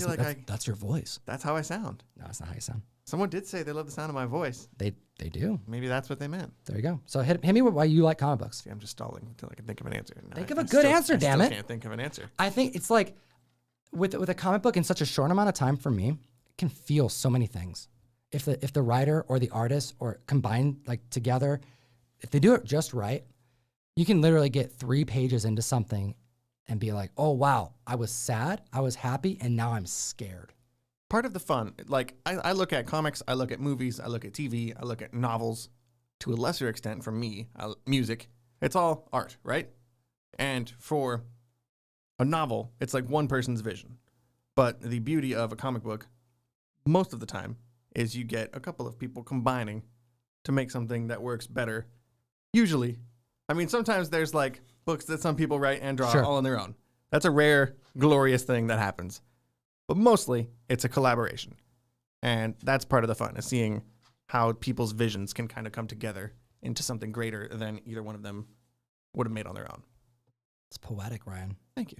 I love that. Most people would probably say that about music, but I'm dead inside, and music doesn't work on me, so. Unless it's funk, baby. Unless it's funk. You gotta get that bass. Ryan loves funk.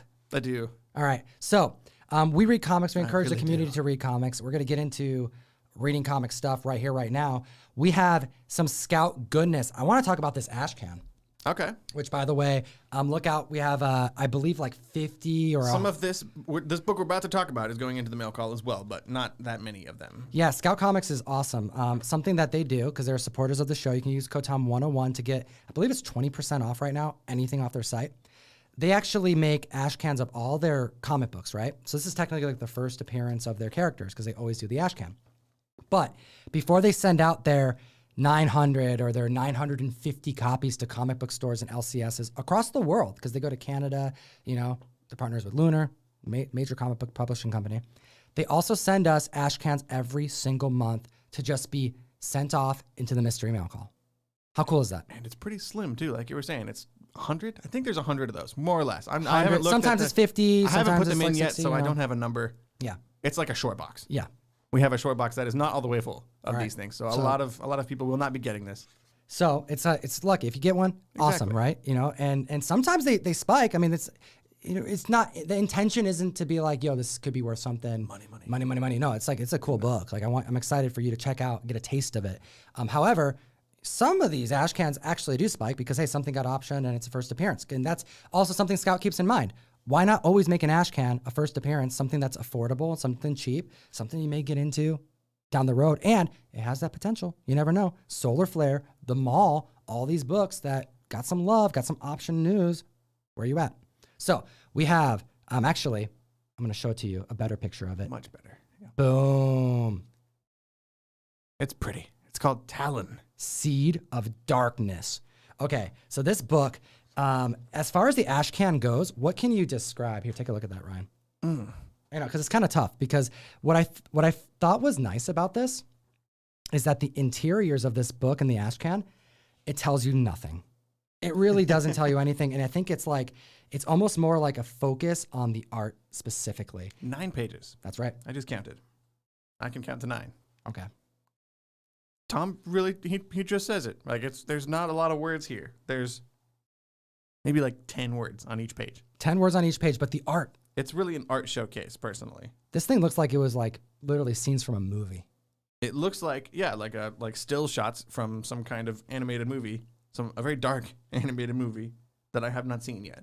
It's very moody and atmospheric. In the late 13th century, the pandemic known as the Black Death reached its ravenous peak. Many in the Roman Catholic Church believed the Black Death was the work of witchcraft, the malign hand of the devil. Brother and sister Vlad the Impaler, that is, and Amelia, head of the royal house of Vorden, formed the Vorden Hunters, a small army dedicated to eradicating all practitioners of magic. The Vorden Hunters soon tracked down the coven of witches thought responsible for the scourge deep in the heart of Romania. But like hope, magic is not so easily snuffed out, and there are those who would preserve it at all costs. So I'm just showing you this, comic fam. I had the pleasure of reading issue 1. I'll tell you, it's worth it. You got to get your hands on this comic book. Visually stunning. The color work is amazing. And the narrative is like, it takes you in present time and the past. And there's some historical fiction involved with magic and fantasy. And this right here, like, I'm not typically really big on fantasy in comics, but this kind of fantasy where it's all in, it gets me. Magic and it's dark, that kind of stuff. It's less about the drama, more about the visuals and the impact and the high stakes. And that's what I'm getting from this comic book. Yeah, I'm here for the historical fiction aspect on it. I'm also curious as to how they decided on these 9 pages to use, because like we've said, it's not the most. I feel like the main point of an ash can is to like hook you, right, to make you want to get the rest of the series. And for me, the main appeal of this is the way it looks. Right. And it makes me wonder like how they choose which pages to include in the preview of a comic, you know? Well, when I read through issue 1, I kind of felt like I understood why they picked the pages they did. And I'm not going to reveal anything on the issue. However, when members get this in their mail call and they read it, I would love to hear your thoughts. Tag me on Instagram at ComicTom101. But there's so much story that I couldn't pick a handful of pages and go, this represents it in its entirety. Because you have past and present, and then you have a moment, which this short moment in this ash can, as it unfolds, that brings like such darkness and such a moodiness, and you feel like, oh man, this character is like experiencing something. Somebody's like searching for somebody, and it's really dark, as you can see in the pictures we showed, and it's almost hard to follow, but like it's you're clearly dropped in the middle. Scout Comics, man. I freaking love what you guys are doing over there. And we appreciate your support of our show, let's take a look at some other comic books that we're reading, and make sure to pick up your copy of. Oh, make sure to mention who's the creators of that. I want to make sure to give them some love too. Talent is Caspian Dark. Caspian Dark and Ash J are the creators. The writers are known as the Brothers Harrow. We got Caspian Dark and Jeffrey Vincent, and the art is by Ash J. Also known as Banished Shadow. Correct. Which is pretty interesting. I don't know what that's about, but I'm excited to find out when we actually get our hands on issue number 1. Probably in our scout box, I'm assuming. All right, next book on our list is from Grant Morrison. Hell yeah. Proctor Valley Road. It's fun. Dude, hell yes, man. This is what I'm talking about, comic fam. You're here. Show them the Phantom. Phantom all out. Fandom. Look at this. We got all the issues Behind here. the microphone. There you go. Dude, I freaking love this comic book, dude. It's so cool. These are the variants. But Okay. I've got all 4 of them. We're going to tell you about this comic book right now. We have Grant Morrison. Who else do we got on this? We got Alex Child and Naomi Frankwitz and Tamara Bonvillian. Tamara Bonvillian does the colors in here, and I hope at some point we will mention the colors specifically during our little chat. We're going to, man, because I think that's like one of its strongest. I mean, dude, everything about this comic book is strong.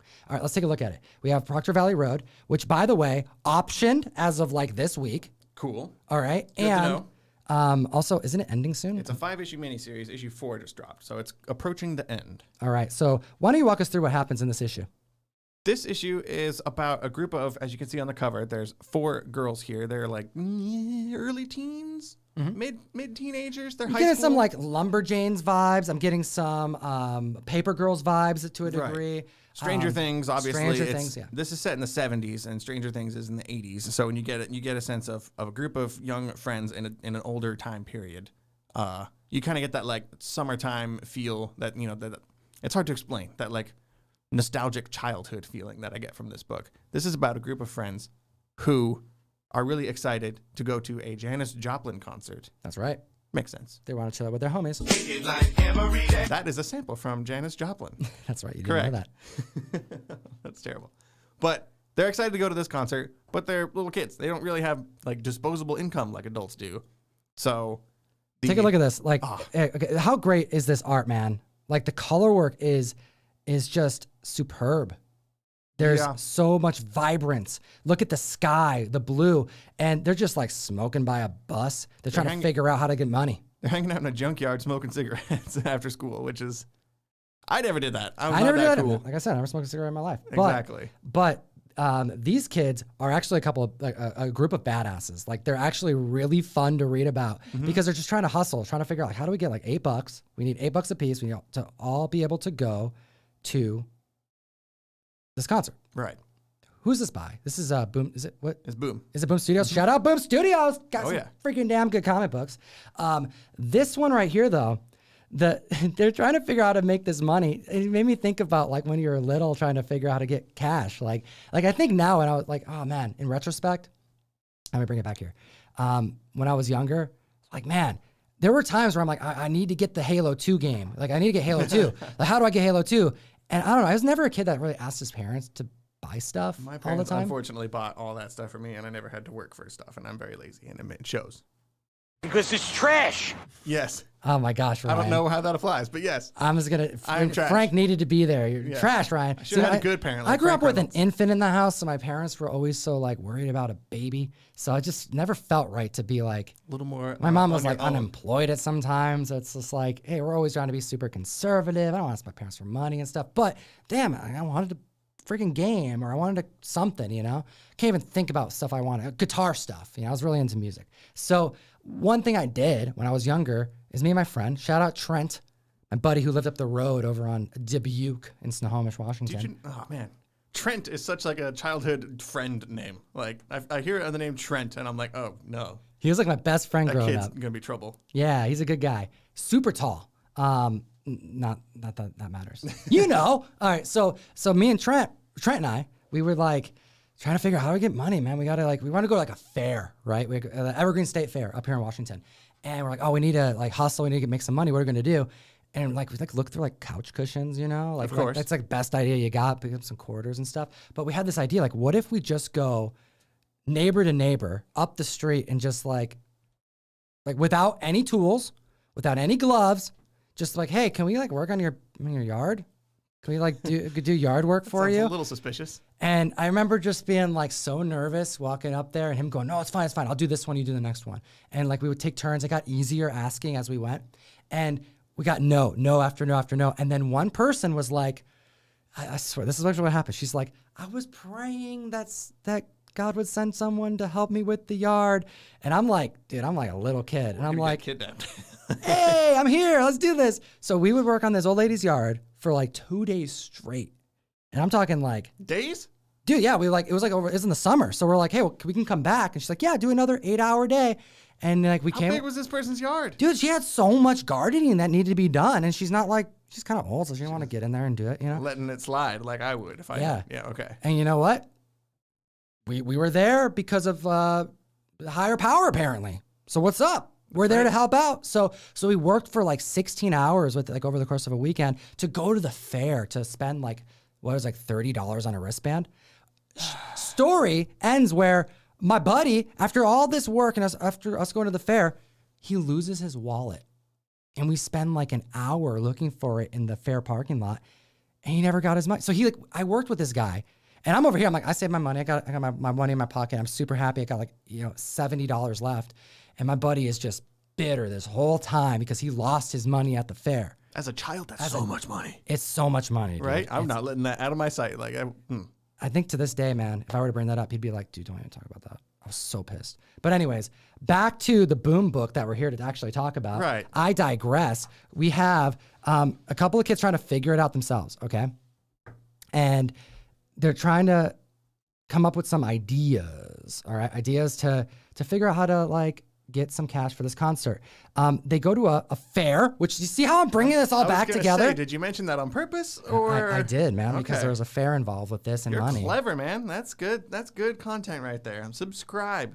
There we go. That's why we're here, Comic Fam. Hit the subscribe button. And what happens when they're at the fair? We have one of the brothers of one of the characters starts getting crap for not wanting to go to war because there's a draft. Right, Vietnam is happening in the story of this book, and one of the girl's older brother is getting picked on by these two like military bros who were giving him crap for not wanting to go fight in Vietnam. And he's like, I ain't no part of that war. Yep. He doesn't want any part of that nonsense, and they're mean to him. And so our four heroes, they end up going on this like haunted house ride with these teenagers, these other guys from their school, and it's lame. It's a pretty lame carnival haunted house. And so they get the idea to drive these boys out into the middle of nowhere to this supposedly haunted road. Which is actually a real road, by the way. It's a real place. I didn't know that until last night when I was looking stuff up for this book to talk about today, but it's real. There's actually someone in the chat that's actually saying, like, I live by this road. And they're so hyped to see that this got a narrative attached to it. I did not know this was real. Yep. Oh, yeah, they took these guys out to the road. They're going to charge them money each. They're like, hey, we're going to take you to this road that's haunted, and we can do a better job than this haunted house. We're going to take you to this road, and you're going to get scared. Right. You just got to pay us cash, and we'll scare the pants off you, and we get to go to the concert. They think they're going to make a bunch of money. Like, look at this panel here. They're like, oh, yeah. Look at that grin. She's like, she's scheming. Exactly. I love it. She's such a great character. Yes. So cool. Okay. And again, look at the, it's like her hippie friend over here. Just great color work. The shading. I couldn't get over the shading. I keep bringing that up to you. You have brought that up several times to me today. I love the shading. So here's the thing. They go to the road, and the boys that are there paying money to this new offer. Yeah, they're not actually there to experience the horror. They are thinking something else is going to happen. They're thinking they're paying these girls to go out to the middle of nowhere for something a little more scandalous, which doesn't make much sense to me. Well, they're going. What we don't know is that they're getting drafted, and right. They haven't experienced lovemaking, and they thought these girls were trying to be nice. Sure. I mean, they're out on a fun night at the carnival. They're trying to get up to some shenanigans by the end of the night. Not so much. These girls are like, "What are you guys thinking?" No. They're like, "Wait, you meant you were serious that we were here to like get scared about the road and the horror?" Like, no. We thought we were in for a fun time, a little different kind of time. So, because that doesn't happen, they're a little upset, but it's not a big deal. Well, the road is haunted. Yeah, there's some creepy like beasts that are covered in chains, and some bad stuff happens. These boys don't necessarily make it back. The girls are driving the van, and in a moment of cowardice, not so brave. I mean, I would absolutely have abandoned anybody to get out of there. I would not be there in the first place because I'm reasonable. They kind of leave them there, which is unfortunate. But the girls return to town all alone, and that's the end of the first issue. Look at this here. There's this moment I had to showcase to the community that just like when you're reading this moment in the comic, is it a trope? Yeah, this happens in movies and stuff, but it's just done so well that it still gave me chills. Like it still had the effect that I wanted. So they're in the dark because the light goes out. Let go of my hand just a little. How could you be holding your hand, Jenny? She's holding mine. Wait, she has 3 hands, Cora? I'm not holding anyone's hand, Riley. We are. Oh, man. Yeah. I freaking love it. Look at the back of their car. Oh, my gosh. They get back to town and look at the back of their van, and it's covered in bloody handprints. No good. No good. And the twist here, it's not really a twist because we're telling you about the first issue. There's multiple issues out. Go get your hands on this book. Is that the boys that they didn't bring back, they thought they would be fine because they didn't know there was something supernatural going on. Well, those boys are missing now. And because they were being drafted, we have now the military getting involved, thinking that these girls have something to do with them trying to get out of going to war. They're close to the border, so the theory is that they just left and they went to Mexico to avoid the draft. There you go. And now you see here this transition where they're getting blamed for possibly aiding these young adults from avoiding their duty that was demanded by their country. This comic is so stellar. Grant Morrison, you know him from so many things. That's the other thing. Like Grant Morrison, All-Star Superman, Multiversity, which blows my mind every time I reread it. Animal Man, like there's so many, and it's like really doesn't feel like a Grant Morrison story. And that's why I like it so much, man. It's like you just said it in your kind of your prelude to this that you get certain teams together and you make something special. It's like you have Grant Morrison on this title. Yes, and I think a lot of work must be done by this Alex Child person, this co-writer of his, because this really, it feels way more grounded and less confusing. You don't really get a headache like you do when you read a different Grant Morrison story. You don't get a headache like you do. That's so true, though, man. Yeah, it hurts. It's a good hurt, but it hurts when you read a Grant Morrison book. Not this one, though. Spooky. Okay, here we go. Take a look at this. We have Snatched, issue number 1 that we absolutely need to talk about. Speaking of Scout Comics. By our homies at Scout Comics. Chilling with your homies. And I freaking love these guys over there. They're making some crazy comic books. Some ones that just like, man, never, like, it's just one of those things, man, with comics that you just never know where you're going to get. You get the right artists, the right writers, and it's like a narrative that's just like out of nowhere. We have a story that is about hair. It really is. That's kind of, it's about hair. You can tell by the cover, I guess. There's some bloody clippers. That's right. We follow the narrative of 3 different, I mean, it's technically, I think it's 3 different narratives in this one issue. And it unfolds by explaining, I believe, something that has some I have to look into this. I don't know. I'm assuming there's some, you got to assume it's historically accurate. This book has no fantasy elements. This is a very real, true crime sort of comic. It doesn't feel like there would be anything overtly made up in it. It's very realistic. Snatched, by the way, written by Sheldon Allen and art by Mauricio Campatella. This comic book follows something that is like, man, the best way to put it, this is like Breaking Bad. Oh my gosh. This is like Breaking Bad but with hair. That's really is what it is. It doesn't sound that good. No, but it is really freaking cool. It's worth a shot. So we have an intro. We have what you would think is like a drug activity, like someone's making, there's this group of women, they're all making a drug. They're in a drug house and they get gunned down terribly. All right. Yeah, it's a pretty graphic way to open this book. That's right. But, you know what? Did I get the picture? I did. But they're cutting them down for their hair.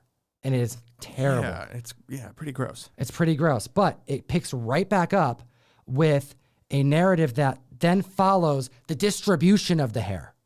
And then it follows the like behind the scenes corporate activity about the production and distribution of the hair. We are looking at the underground like drug trade, Black market the hair. black market of extensions, of hair extension and hair weaves. This must exist, right? It has to exist. It's to- too weird that it doesn't. Maybe we should have researched a little more. Probably. I'll be real. Probably. Maybe. But it's so wild. It's so wild to think that like, oh man, there's certain commodities that we wouldn't even think that could be looked at in the same type of realm as the drug trade. Sure. But it must have been. That people would go to the lengths of like murder. The length?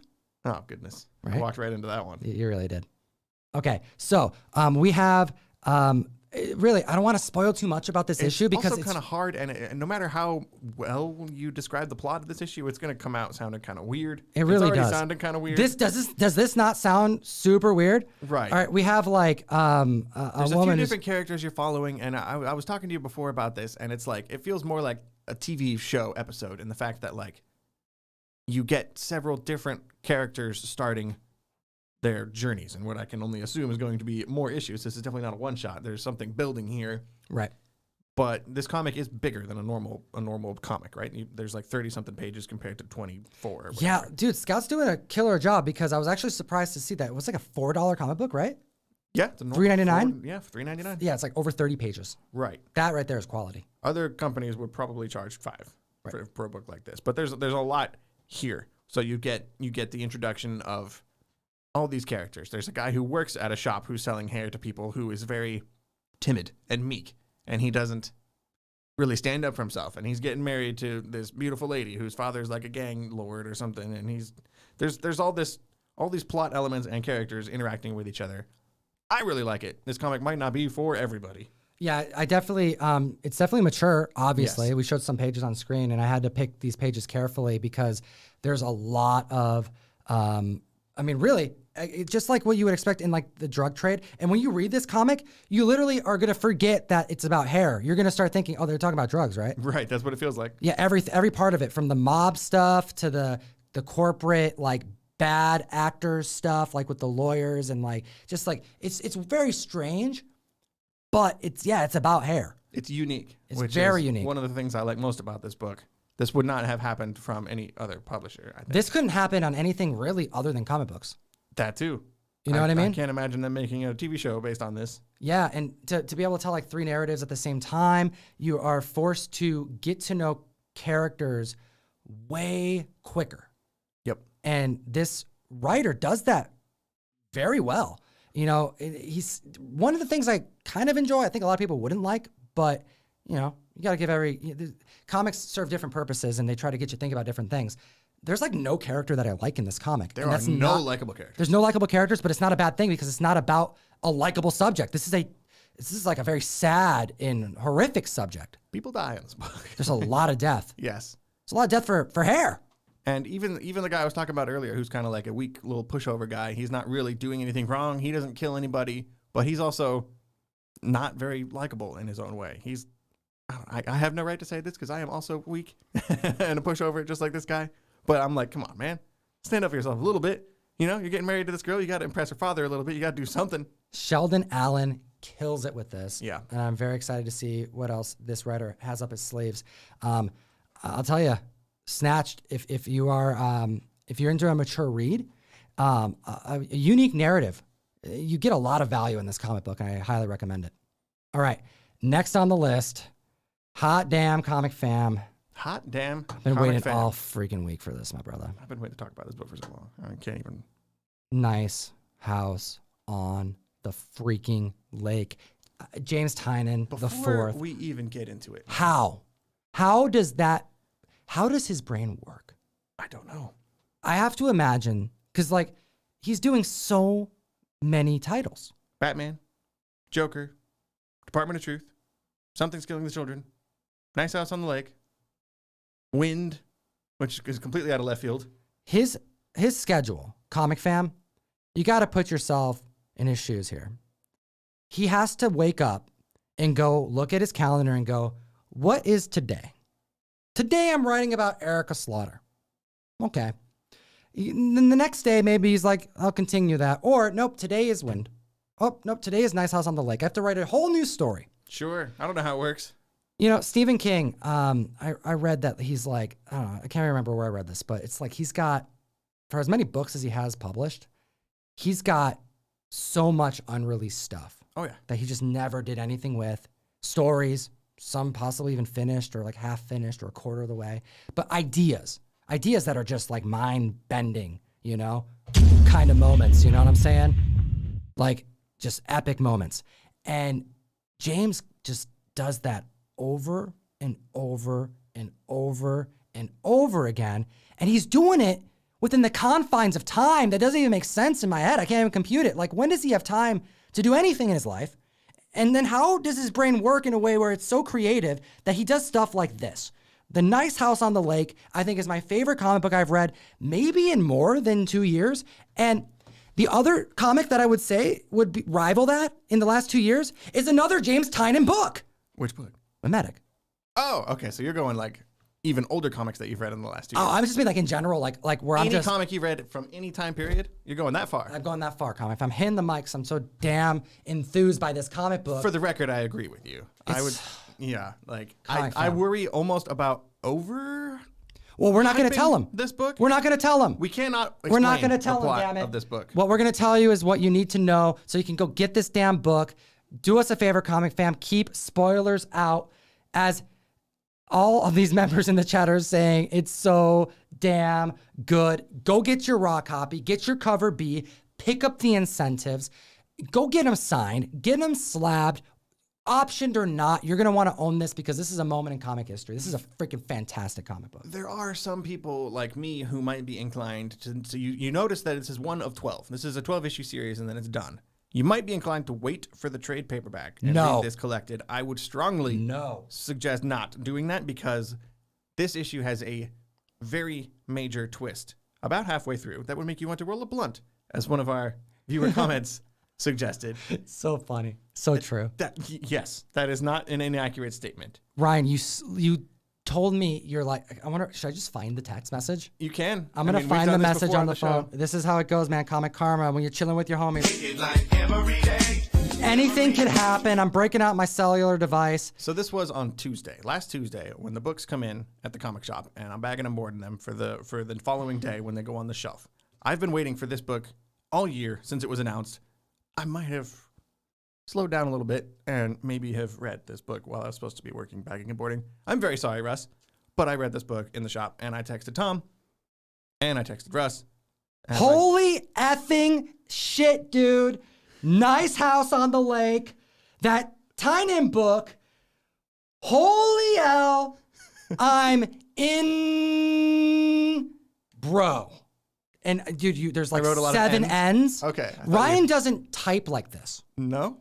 You don't get like hyped when you just text me like very grammatically correct. Thumbs up. Thumbs up, right? Short and sweet, man. This is what he said. I'm like, awesome. F yeah. Cause it's James. I'm always hoping it's awesome. He says, dude, I haven't even finished. I'm a little past halfway. There's this like twist out of nowhere. And I had to close the book and just freak out. That right there is what comic books are about. We have a start. We're going to give you a taste. We're not telling you anything that's going to ruin the book. If anything, it's just going to push you over the edge. We have a character named Walter who meets a lady at a bar, and all he wants to talk to her about is one thing. How do you think the apocalypse can happen? Not the worst pickup line. It's a little weird. It's a little weird, but what's weirder is that like they become friends, right? Sure. I mean, she's hanging out with a bunch of her friends, and this is just one guy at a group of people that she's hanging out with, right? So I mean, it's not one-on-one. It's a conversation starter if I didn't ever hear one. I guess. But the problem, I don't know if problem's the right word. They keep this conversation going for like the duration of their friendship, right? Like via text. Right. They text in every now and then, and he's like, "So what do you think? Any more apocalypse ideas or whatever?" And they just banter back and forth. See, that's not good because like it's a little weird. It's a little weird, right? Can you imagine like you meet someone new and they have like, and sometimes you do that, right? You're like, hey, tell me about something weird, and then you're talking about this weird thing. Normally you move on to other topics. But this guy doesn't do that. No. And then when they kind of befriend each other, and she's kind of quirky, she's kind of down to like, just chat about nothing, right? And that's what she thinks she's doing, right? Well, she gets an invite to go to the nice house on the lake. Right. This guy's got access to a really cool house, and he wants to invite 12 friends to hang out for the week on a cool vacation in this really, really, really fancy house, by the way. The art, you got to give credit. Not only is James Tynion a good writer, go back. I want to see the artist. It's right here. Alvaro Martinez Bueno. You got to look at this house and imagine they've actually mentioned in interviews how the artist here spent so much time like designing the house. I mean, the book is called Nice House on the Lake. So like it's about the house. I have to know, man. I got to see sketches. I want to know. Blueprints, I'm sure. I know you got to imagine it. Dude. He's got like he's like a basically a contractor at this point. He's mapping this place out because of how gorgeous it is. And probably you feel it, right? And I remember there was a time a few months ago, I was doing the mail call and I was asking you for a cool movie to watch. And you told me to watch this movie, The Invitation. Yes, right. On Netflix. Yes, that's exactly what that's. Okay, so no reveals. Sure. But watch The Invitation because Please watch that movie on Netflix. Because you have no idea what to expect. And as it unfolds, you feel so many different ways. And it's so horrific and it's so dreadful. And then all of a sudden you get hit with this plot twist and this plot twist. And next thing you know, you're watching a different type of movie altogether. And that movie was like a cult movie, like randomly got turned into a cult movie. We're not telling you anything about this book. I'm not even going to spoil it and tell you that it's not a cult. Maybe it is a cult. Go read it. Please read this comic. I specifically go out of my way to not like be hyperbolic about a whole lot of books or like really push stuff. But I think more than any other comic I've ever talked about on this channel, like this gets a solid recommendation, and you need to be reading this comic. I think like I have other pictures. We can keep going. I don't want to talk about it. I don't want to too much. This is like one of the first times. There's been times where I'm like, I don't want to spoil something. I want to keep it kind of fresh for the comic fam. No, this one right here will not be talked about anymore. We will talk to you. If you've thought about reading it and you somehow have not had it spoiled for you, then you need to make sure you read it before it gets accidentally spoiled. That's a very, very good way to put it. Okay, let's take a look here. Holy smokes. Time has flown, my brother. I need to get a better job at like pushing through some of these topics. We're almost at hour and 46 minutes in. Yeah. But here's the thing, comic fam. Where are you getting this comic book themed content anywhere else? Somewhere else, probably. Yeah, maybe. We're not that cool. Dude, this is pretty damn cool. You're all right. This is pretty cool. I'm really cool. I come on, Ryan. This is how we're gonna do it. We're going to continue on. Let's save. You know what we'll do? We'll save karma for. Well, we're gonna save karma. There wasn't a whole lot of karma. Let's save that one too. Let's save that and karma. Let's just save because next time. Yeah, because we don't have an Ashcan next time to talk about, so we'll talk about that and the karma next time. We'll save some time here. All right, cool. We got a big discussion to get to. We do. We have a big discussion that we're going to get to right here, right now, and I want to make sure we didn't miss out on anything else. I think that's it, man. There's so many topics. Okay, I want to do a quick another reminder. We're doing a giveaway today to all the people who are joining us in the chat. This is my buddy, Disc Heroes, over on Instagram. He's a great member of our community. Excellent person. They are a Frisbee and comic book and magic shop. Yes. You heard that right. They sell Frisbees, they sell magic, and they sell comics. And this guy right here is John. You can see him here. I'll zoom in. He's a great guy. He's like family. He's at every convention I've ever gone to. And he's part of the dealer group. He donated some toys that you can win. This is one of them. All you need to go onto his Instagram page. We're trying to surprise him. This is the deal. He donated these to just donate them. They're big. They're easy to bump in. They're very big. Well, the reason why we haven't done the giveaway is because they're so damn big. But they got to go. And these things are like worth over $100. These are Star Wars toys. You know what? I think it's pretty cool. And if you want to get access to get an opportunity to win a cool Star Wars toy, all you have to do is go to his Instagram page at Disc Heroes and comment on the last photo he posted. It don't matter what it is. He's not really big in the social media community. It don't matter. He's big in the dealer space and at the convention scene. You're going to see him at a show.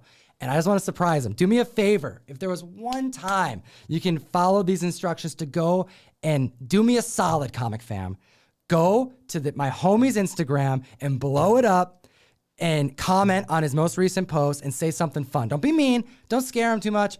But I want him to go, why is my Instagram blowing up right now?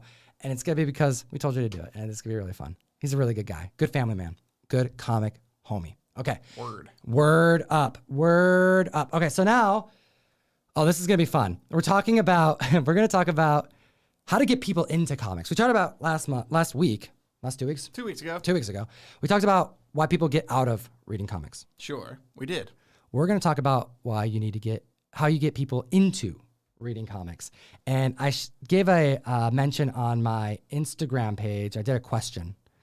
And my question was, what are some ways that you know have worked to get members into reading comics? What are some of the things like off the cuff, Ryan, that you kind of just know to be true, working in comics now, but also, you know, in the past, because you've been into comics for a long time, right, doing recommendations. Like, what's worked in the past for you?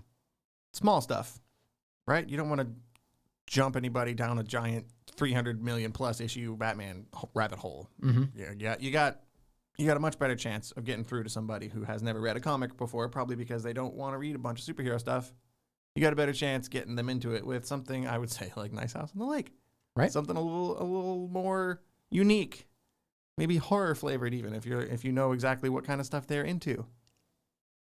I think that's a good way to go about it. Something that I've recommended in the past is non-superhero stuff. A lot of people have a misconception when they're not already into comic books that comic books are only Batman and SpiderMan. Right. You know? And although those are both excellent titles to read, and I recommend them, we actually recommended both of those titles today. But getting someone who's not really into superhero stuff into comic books through superheroes is not the best way to go. Nope. There's a lot of better stuff to do. There's actually better, like, honestly, there's some superhero narratives that are like very light on the super and more on something else. Like Sandman, for example. Sandman's filled with DC characters. Constantine's in Sandman. Yeah, dude, I didn't know that. damn it, Ryan. Still don't want to read Sandman. Because it's trash. Come on, Ryan. Because it's trash. Thank you. Yes. No, that was I a agree with trash Frank. to you. I was like, see, I need a. That's I'm typically the my. trash. It's typically my wah button. What else do I got on here? Oh, I know what I got on here. Never mind. I know it's Gem Mint. It's your boy Gem Mint. I wonder if he's gonna like that one Why not? He's here. because he doesn't say that anymore in his videos. But It's true. it's should. Gem. That's what I say whenever. Hey, where are you getting a podcast with Gem Mint on the damn soundboard? Hopefully, no. That's what I'm saying, dude. Let us know in the comments if anybody else has a Gem Mint soundboard. Come on, comic fam. No. So, we're chatting about reading comic books. So, here we go. This is actually some comments from the community. Let's show some advice, some things that they've said works for them. Fat Dad Comics 81 says, tie them up, blindfold them, and drag them to your local LCS. Repeat till they have 15 long boxes. All right. So here's the thing. We don't condone any kidnapping because that is illegal. Pretty sure that's And it's wrong. Ethically, not cool with that. Probably should have said that in reverse. right. But if it was legal and not ethically bad, then maybe. Can you imagine if kidnapping was kind of like a fun thing? Like it's okay to kidnap people? No, I don't really want to say that. All right, okay. The rest of that conversation. No. But okay, funny comment. But yeah, getting them to an LCS. Absolutely. That's a good way to get people into comic books. Let them see things with their eyes, right? You know, maybe they get inspired. Just blindfold them in the car. You know, you don't have to tie them up. There you but go. once you get to the LCS, you're like, surprise, we're here. We're And you're like, here. you can't not go in. Mr. Geeks said, sharing passion with others and talking about a series you like. This is an excellent recommendation from Mr. Geeks because this is actually like the root of I think our poll section where we talk about comics that we want to just chat about with the community. I have hair on my face, keep touching it. One of the things that happens is like the goal was never really to be like, we need to tell these people about certain comic books. We tried that. Infinity Gauntlet, for example. We did. Hey, do we think the community would... Probably won't have time for that clip today, by the way. We'll do that next time. Some other time. Oh, we shouldn't, though. We'll keep it going, dude. It's relevant. We're good. We can probably finish this up. You guys stick with us. Hit some likes. Tell me in the chat how we're doing so far. I'm already losing it. I start coasting a little bit. I need to get the energy up. You never not have energy, dude. Dude, it's tough, man. We're going for like 2 hours, man. I'm starting to sweat. I got to make really the hot in trending video still. Comic fam, I'll be up till like 2 a.m. for you guys. Can you stay with me all the way through We this? want to show you a clip of an old video we made. We'll get to it. We'll many get to moons it. ago. Maybe we'll do it after this. We'll do it after this. Screw Later it. on. We'll do it. I have stuff I want to do. We're going to do it. Okay. We're going to do it. Okay. So here we go. sharing passion with others and talking about series you like. That's kind of like the root of our polls video. That's like what it became. We tried just going, well, we think the people want this. You need to read this. You need to read Infinity Gauntlet, right? There's a movie. But then it's like, man, no, like, it's kind of like forced. It's a little passion. dry. It's I dry. liked doing those, but they were kind of slow and boring and dry, and nobody watched. But we didn't have a lot of people then anyway. So Well, what I realized is that you come over and it's like, you have to read this book because we're doing a series on these books. And we like came up with this arbitrary rule that we got to do a certain thing. But before we did that, you'd be like, yo, you ever read this book? Yeah, dude, I read that book. And we have a conversation. And that conversation to me was more interesting. And that's what kind of like formed a lot of our shows together. Because like these are conversations we would have with the cameras on or off. good point. Sometimes more vulgar, Maybe you know, sometimes more silly. kidnapping stories. Yeah, you know, maybe we would have kept going on that for fun. But, you know, Just for 'cause fun. For improv's sake. Not for profit. improv, you know? Sometimes you kidnap people for profit, though. Yeah, we do. We saw the Ransom. freaking snatch, dude. Right? That's no good, brother. Get the hair. You get some good hair. You get some good hair. Oh, my God. Shut this stream down. Maybe I get delirious. Oh my gosh, Ryan. Oh my gosh, if members start going missing and then hair starts coming up, I'm going to you, dude. Everyone gets recovered, but they're all Ryan's bald. like- they're all bald. Wonder what happened to them. What happened to Ryan? Oh, that's terrible, Ryan. But okay, so but for real Moving though, on. sharing passions with others and talking about a series you like, that's a great way to get people into comics because sometimes people will read a comic and they're like, I don't know what I just read. And you gotta break it down. You gotta be like, look at the art. This is the thing you didn't realize. Look at the way the narrative formed. Did you see it? Did you see how this surprised you in a certain way? Because that's what really got me here. And I know I'm kind of like talking as if I was like a freaking child or something.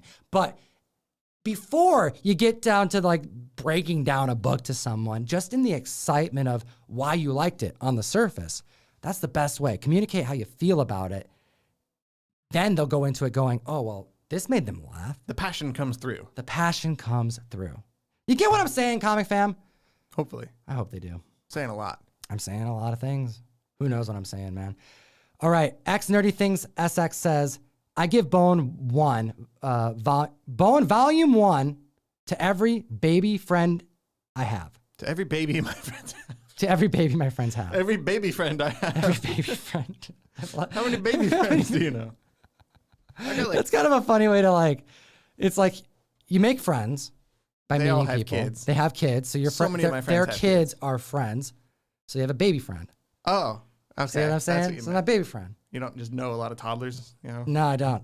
Me neither. Actually, one of my friends just had a kid. So shout out Felipe. I guess you got to get them bone. I got to get him some Bone. But you know, for real though, Bone is a comic book that I read and I actually like learned how to read with Bone. My dad read Bone to me.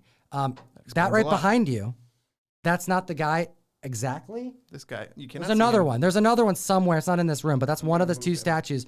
Some of the oldest things I own. You can show that. Yeah, watch Ryan Watch me break this. drop it. I break every It's okay, statue man, I because touch here. I give it to Slav and he re-glues it back if something happens. That's helpful.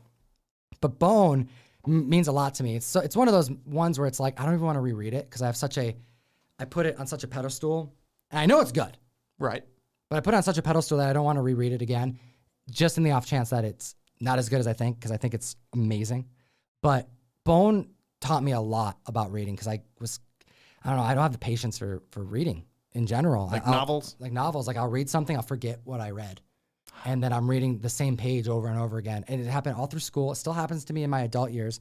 I just don't have that brain. And I realized it when I was young. It was like a struggle growing up with school and Getting real today. Oh, dude, it was not good, man. Like a lot of like tough family Too busy things doing and Power Rangers stuff. moves in the living room. Yeah, dude, I'm like Flipping on couch exactly. I cushions. probably got hit in the head a couple too many times playing Power Rangers. You know, That's what it is. But my dad was able to like help teach me how to read with Bone and a handful of other comic books. JLA, you know, going camping, reading JLA. Dude, my dad was Nerd. dope. He's a really cool dude. But anyways, Bone is a great example of one that you know, get them while they're young. You know, like you get them I into it. It's good stuff, man. All right. This next one here. Tell them it's cheaper than Funko Pops. I love this comment because read a comics. Funko Pop. Yeah, you can't read a Funko Pop. I have nothing against Funko Pops. I typically have at least one up. I don't have one in the moment on the set, but I dig Funkos. All right, but Funkos are like $15. Really? You can get a graphic for that amount, man. haven't really bought a Funko. You can get 2 graphics. You can get 3 if you go digital. Yeah. You know, Different feeling though. You don't get the bookshelf factor. I know, That's a whole nother but if story. you want a comic book, you know, you're paying $4 through Scout Comics or $5.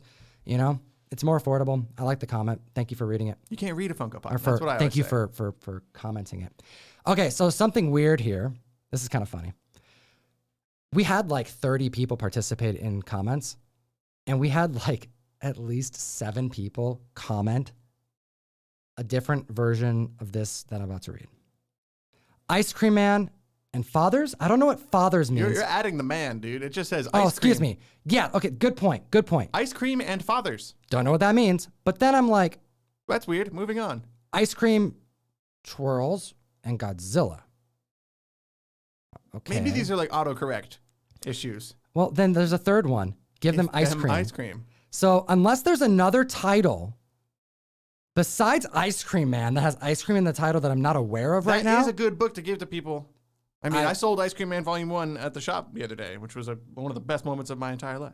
Dude, I have bought Ice Cream Man Volume 1 for like 4 different people already. It's a solid book to give to somebody if you're actually trying to get someone new into comics. Ice Cream Man is not a bad way to go. It's another one of those brains. in the Hopefully that's comic what people space. meant in this response. I think, by the way, that's why I think they said ice cream, and there's more comments. Ice cream is really good. Maybe they just... Ice cream is good, but on the same level, okay, for real, Maxwell Prince is on that same type of wavelength reality. I don't know. He's in just a different mindset than us, like civilians out here in the non-writing game. Yeah. He's there with James Tynion.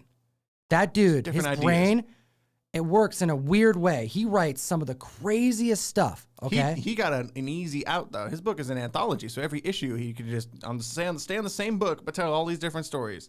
Just wait, dude, because he'll write. I bet he's probably got something cooking. He's gonna write something. Ha-Ha's almost over, so who knows what's next.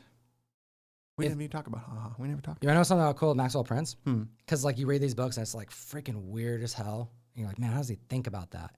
A whole comic book that takes place during the time that someone commits suicide, jumping off a giant building at their workplace, and it ends by the splat, and everything happens while he's falling down. Sees all these weird things in the windows as he's falling. It's a really weird. Writing comic books backwards and forwards, like you know, Yeah. making you think about life and death and your place in the world.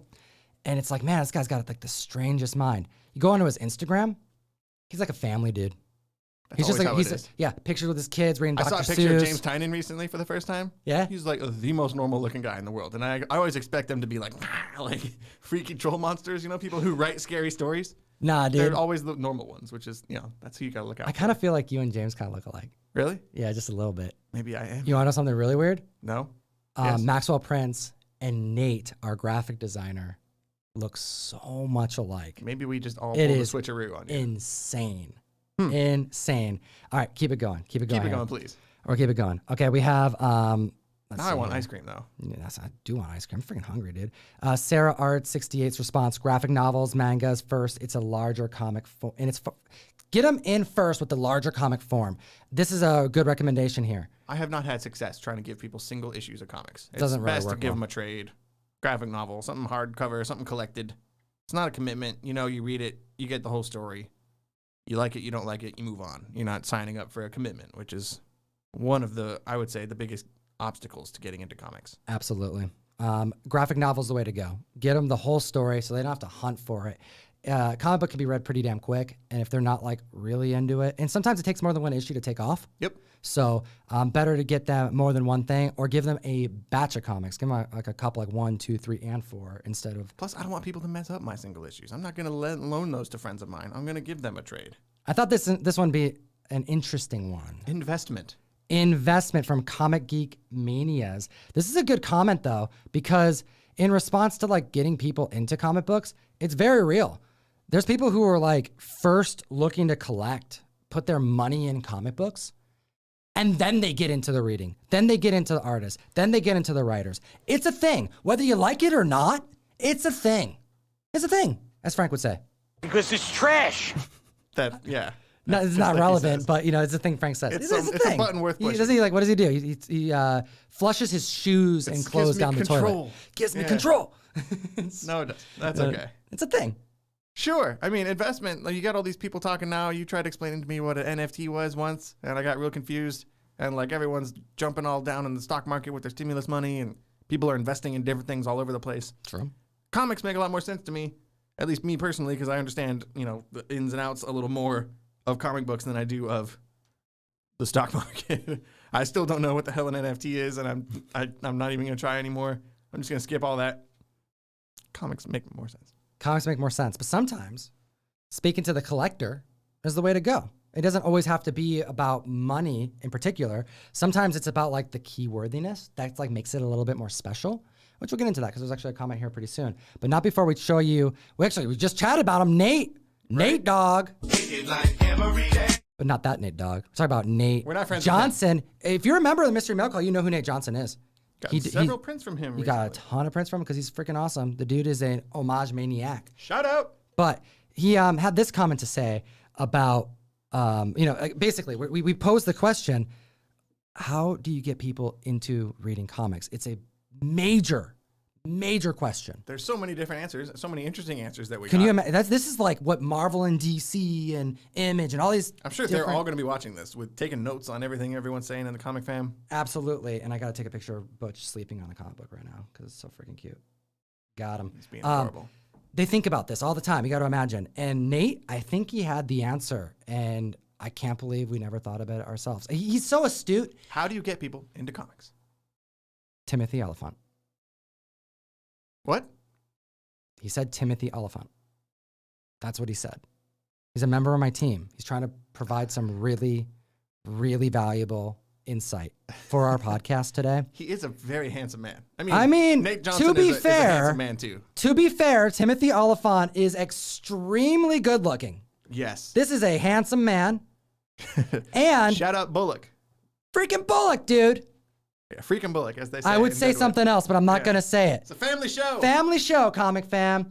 But Timothy Oliphant is the freaking man. I love this dude. He plays Bullock in Deadwood, one of the best shows ever made. Right. He also plays sheriff because I don't remember. Yeah, I never saw Justified. You never saw Justified, but he plays. Out. Yeah, he was also a sheriff in Justified, and he also plays someone else very important. Danny Cordray, baby. There you go. There he is. Look at that smile. Look at him. Oof. That's right. He is the. Can we just make this like the Timothy Oliphant hour of the show? We can probably keep going. There's going to be some people in the community who know what we're talking about who are just fans of Timothy Oliphant. That's a great answer from Nate. I don't see how it relates to comics. I'm still confused, but maybe that's the answer. I don't know. All right, here's another one. We have a comment from, who's that from? Albie _0925. You like Marvel movies, I can't read today. You like Marvel movies?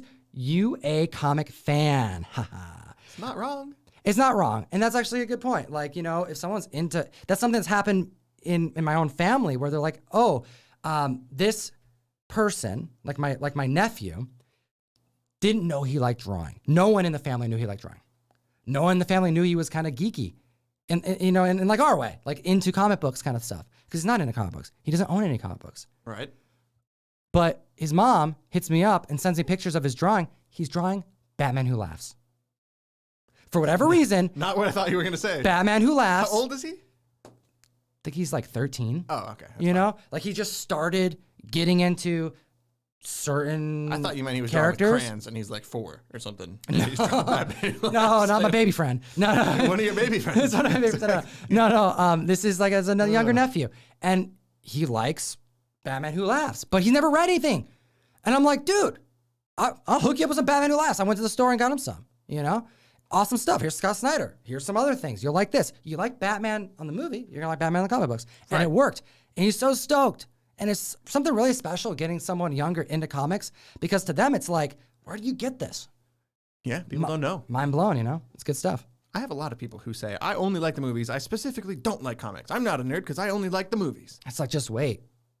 Just try it a little bit. Get him like, it's like really good is like Ant-Man. I love giving Ant-Man Second Chance Man? Second Chance Man. I love giving that to people because it's so fun and it's so funny. And Taskmaster is so damn cool in that. And yeah, man, it's such a good read for. Like, it's making me happy just thinking about that. I only read that because of this show. There you go. That we don't even do anymore. But yeah, there we go. Maybe we'll have to bring it back. This is from Heron Heavens over on IG. Tell them their favorite TV show has a 99% chance that's based on a graphic novel. Friends? For real. Based on the graphic novel. It's Friends based off a graphic novel. You don't even know, man. How come there's no Friends comic book? Right? Let's petition Warner Brothers. I believe they are now owners of Friends. So we could get a Black Label Friends comic. Oh my God, this is brilliant. We need to make a Friends comic book. Right? That's amazing. That's a great idea, dude. Just what like other shows are based on comics that you know? there's a lot, man. Everything that's ever been optioned from a comic book is based on, Umbrella Academy was fantastic. Sweet Tooth, shout out all these people who just started getting into Sweet Tooth now. There's a lot of new people getting into comics. I'm trying to think of more shows as a joke. Jupiter's Legacy. But like Every Marvel movie. Even shows like they have made comics based on shows like Buffy or Rick and Morty or Simpsons. I was trying to think of other. It goes both ways, though. Exactly. It's a revolving door. Buffy continued in comic books. Right. Rick and Morty started getting popping in comic books because of the show. Exactly. You know what? I feel like there's so much more to be said about this one, but it kind of goes without saying. If they have an interest in something in the mainstream, it's probably a damn comic book and they're going to like it. Or they may like it better, because how often is it happening better in the comic book? Most times. Most times. J.R. Wood's response said, buy them a minor key that you both share a mutual interest in a character. It's a good gift. I like that one. Thanks, J.R. Woods. I like that as a extending the olive branch. Right? You're trying to get them a taste of the collectible, get them a taste of why it's special to you. And you can do that through providing an added layer of significance to a comic book because, hey, this not only means something to me, take care of it because it should mean something to you because there's a cool moment in here. And it doesn't have to be a big moment. It could be a $10 key. It could be a $5 key. It could be something that you think is a key but isn't really a key. It's a cool thing to do. And I've seen it take place where that person looks at that item differently and they take care of that comic differently. They preserve it in a way that they probably wouldn't have prior to you letting them know. Right. I had a friend I used to work with and she really liked Poison Ivy, but she's never read comics before, and I'm not going to buy that book. That's an investment. Right. Get something. Find out what people like. Maybe they like stuff without having any comic knowledge, and take a chance. Comic fam, I want to know your thoughts. Let me know in the comment section below. Love it. We like to, when we play back through watching the show, checking for everything for quality. We like to also read the chats, because we miss out on the chats a lot throughout the show because there's so many of you. We appreciate It's you. hard to read while we're doing the show. It is. So what I would like to do is have you comment. Let me know what ways that you have found successful. Any recommendations of getting your non-readers into reading comics? Non-comic readers into reading comics. Thank you. That makes more sense. Does that make more sense? Slightly. Okay, cool. We have another thing that we got to show you guys here. Another thing. Man, it's like it keeps going. Man, we had a packed show today. We did, and we cut out 2 segments. We did, but we have a handful more that we're going to do here. We're going to keep it going here. I really got to get work on the trending video. Comic fam, the trending video is my life every week. And Ryan needs to go get ice cream. That sounds really good. I'm going to take Butch, and we're going to go eat some ice cream. It's not a bad idea, man. Just slip that part in. I'm going to steal your cat and go get some ice cream. Okay, so real quick. Yes, yeah, we got to show this off here. Okay. We had a member. We do Comic Karma. We do. And we get... Not this week, though. We didn't do it this week. We're doing it in 2 weeks. We'll have more things in 2 weeks. We have a member who reached out to us. His name is Stephen Ahola.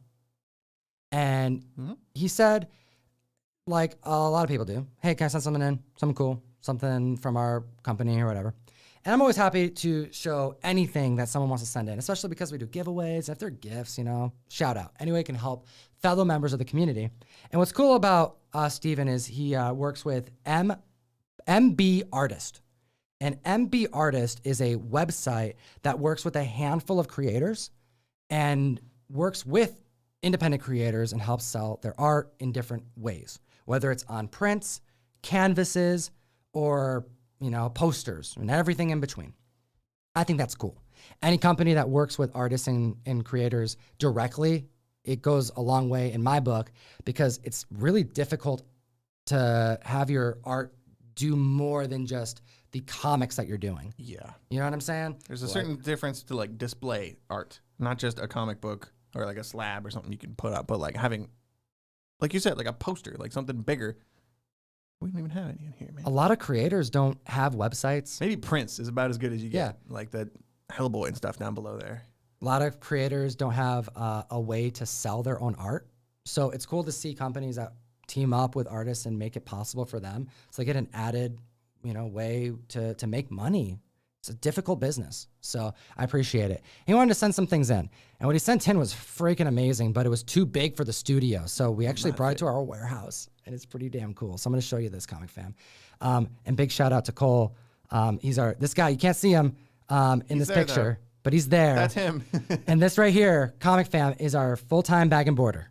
Yes. Correct. We have a full-time bag and boarder. Yeah, he spot checks, and this dude is amazing. Shout out to Cole. If you like your meal call, then thank Cole. Yeah, that's right. And thank me a little bit too, but thank Tom mostly, and Cole and me. So take a look at this. This right here is by Bob McLeod. And, no, excuse me. This is by Chad Harden. Excuse me, my bad. I'm reading this over here. Chad Harden. And this is work on canvas. Look at this Harley Quinn that he made. This thing is huge. And it feels like it's on cloth. Describe this thing. You were there. Right? Yeah, it is literally canvas. And this next one is by Jamie Coker. It's a Planet Comics homage. And they sent this in the shop. Comic Fam, I was expecting them to send me like a poster. I was expecting them to send me something. And folded up. Something like paper. Small. Right? You know? These are big. These are really big. Like, they're huge. Look at how a tall person. He's a tall person. These are basically life size. I wish we had actual measurements. They're huge. Well, let me read you this. MB Artist is where your favorite artists like Bob McLeod, Chad Harden, and Joe Rubenstein showcase their artwork with 12 by 18 fine art, platinum and canvas art prints up to 40 by 60 bus stops starting at as low as $30. So pretty damn cool. We appreciate your guys's we appreciate your guys' support of the artists in the community, giving them a platform to distribute things and get their artwork out more, but also sending something into the show for us to showcase to the community. You can see, as you just saw here, a beautiful Harley Quinn and homages to Golden Age comic books. And we get to hang these up in our warehouse now. And they can go in our warehouse. I just want to showcase that. It's really damn cool. They're really too big for this room. Like, we would have to completely change the way this whole space is for those to work in this room, and it just wouldn't happen. Golden Age tribute comic book reprints, reimagining classic covers from titles like Chamber of Chills, Famous Funnies, and Planet Comics. Like, reimagining comics from the Golden Age, that just is a win for me, man. That's so damn cool. Anytime that we can feature a company that's doing some interesting and cool stuff for not just artists, but the community, I'm all for. I get hit up a lot, and I try to do what I can to give everybody their time on the mic. There's just so many of you. So that's why I give MB Artist. You sent these to us a little bit ago. And it's been a little bit for us to get this, but I want to make the video so we can do it right. Justice. Pictures don't really Me work. holding this up like on this tiny screen here, it's like it wouldn't have worked. So. No. So I just want to do that. Oh my goodness. Comic Fam. I think that's the show, dude. I'm tired. We got to go. We got to do this. We got to wrap it up. Comic Fam, I appreciate you guys. I love you guys so much. It's been a good show. It's been fun. We took you on a wild ride. I'm tired. All the segments we did. We did a bunch of segments, but you know what? We went 2 hours and almost 2 hours and 20 minutes. About this book, Talon. That's right. We did a lot. Ash can. Hit the like button for us, Comic Fam. Call stuff. We need your support now more than ever. More than ever. Yeah, we went this long. Comic Fam, where are you getting this kind of podcasting anywhere? We appreciate you. Great A+ quality content that we give you. Do it for Butch. You gotta. You can't see him. I'll bring it down. He's here sleeping. I don't want to bring it down too much. This happened last time. Can I do it? Is there any way I can show you? Trust us. This is Butch. Okay, here. Go on to Instagram. You're going to see what I'm doing right now. It's a subtle way to gain followers he's doing here. This is nice. Go to Comic Tom's Instagram. I'm going to my story right now. You're going to see what's in front of me. This cat is twitching. zonked. He's having dreams right now. He's participating. He's helping. It is so funny. Here, actually, I can show you here like this. You can see him. Here. It's great.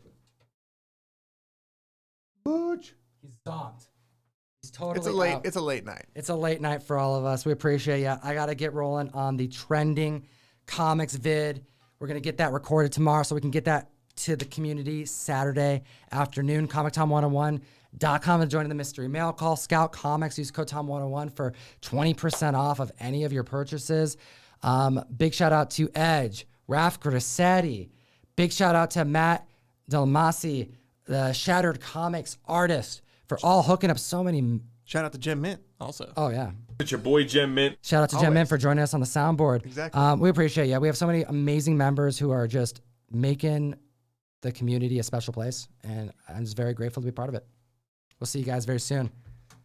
Geek responsibly. Geek responsibly, Comic Fam. That's it. Cat's waking up. That's it, Ryan.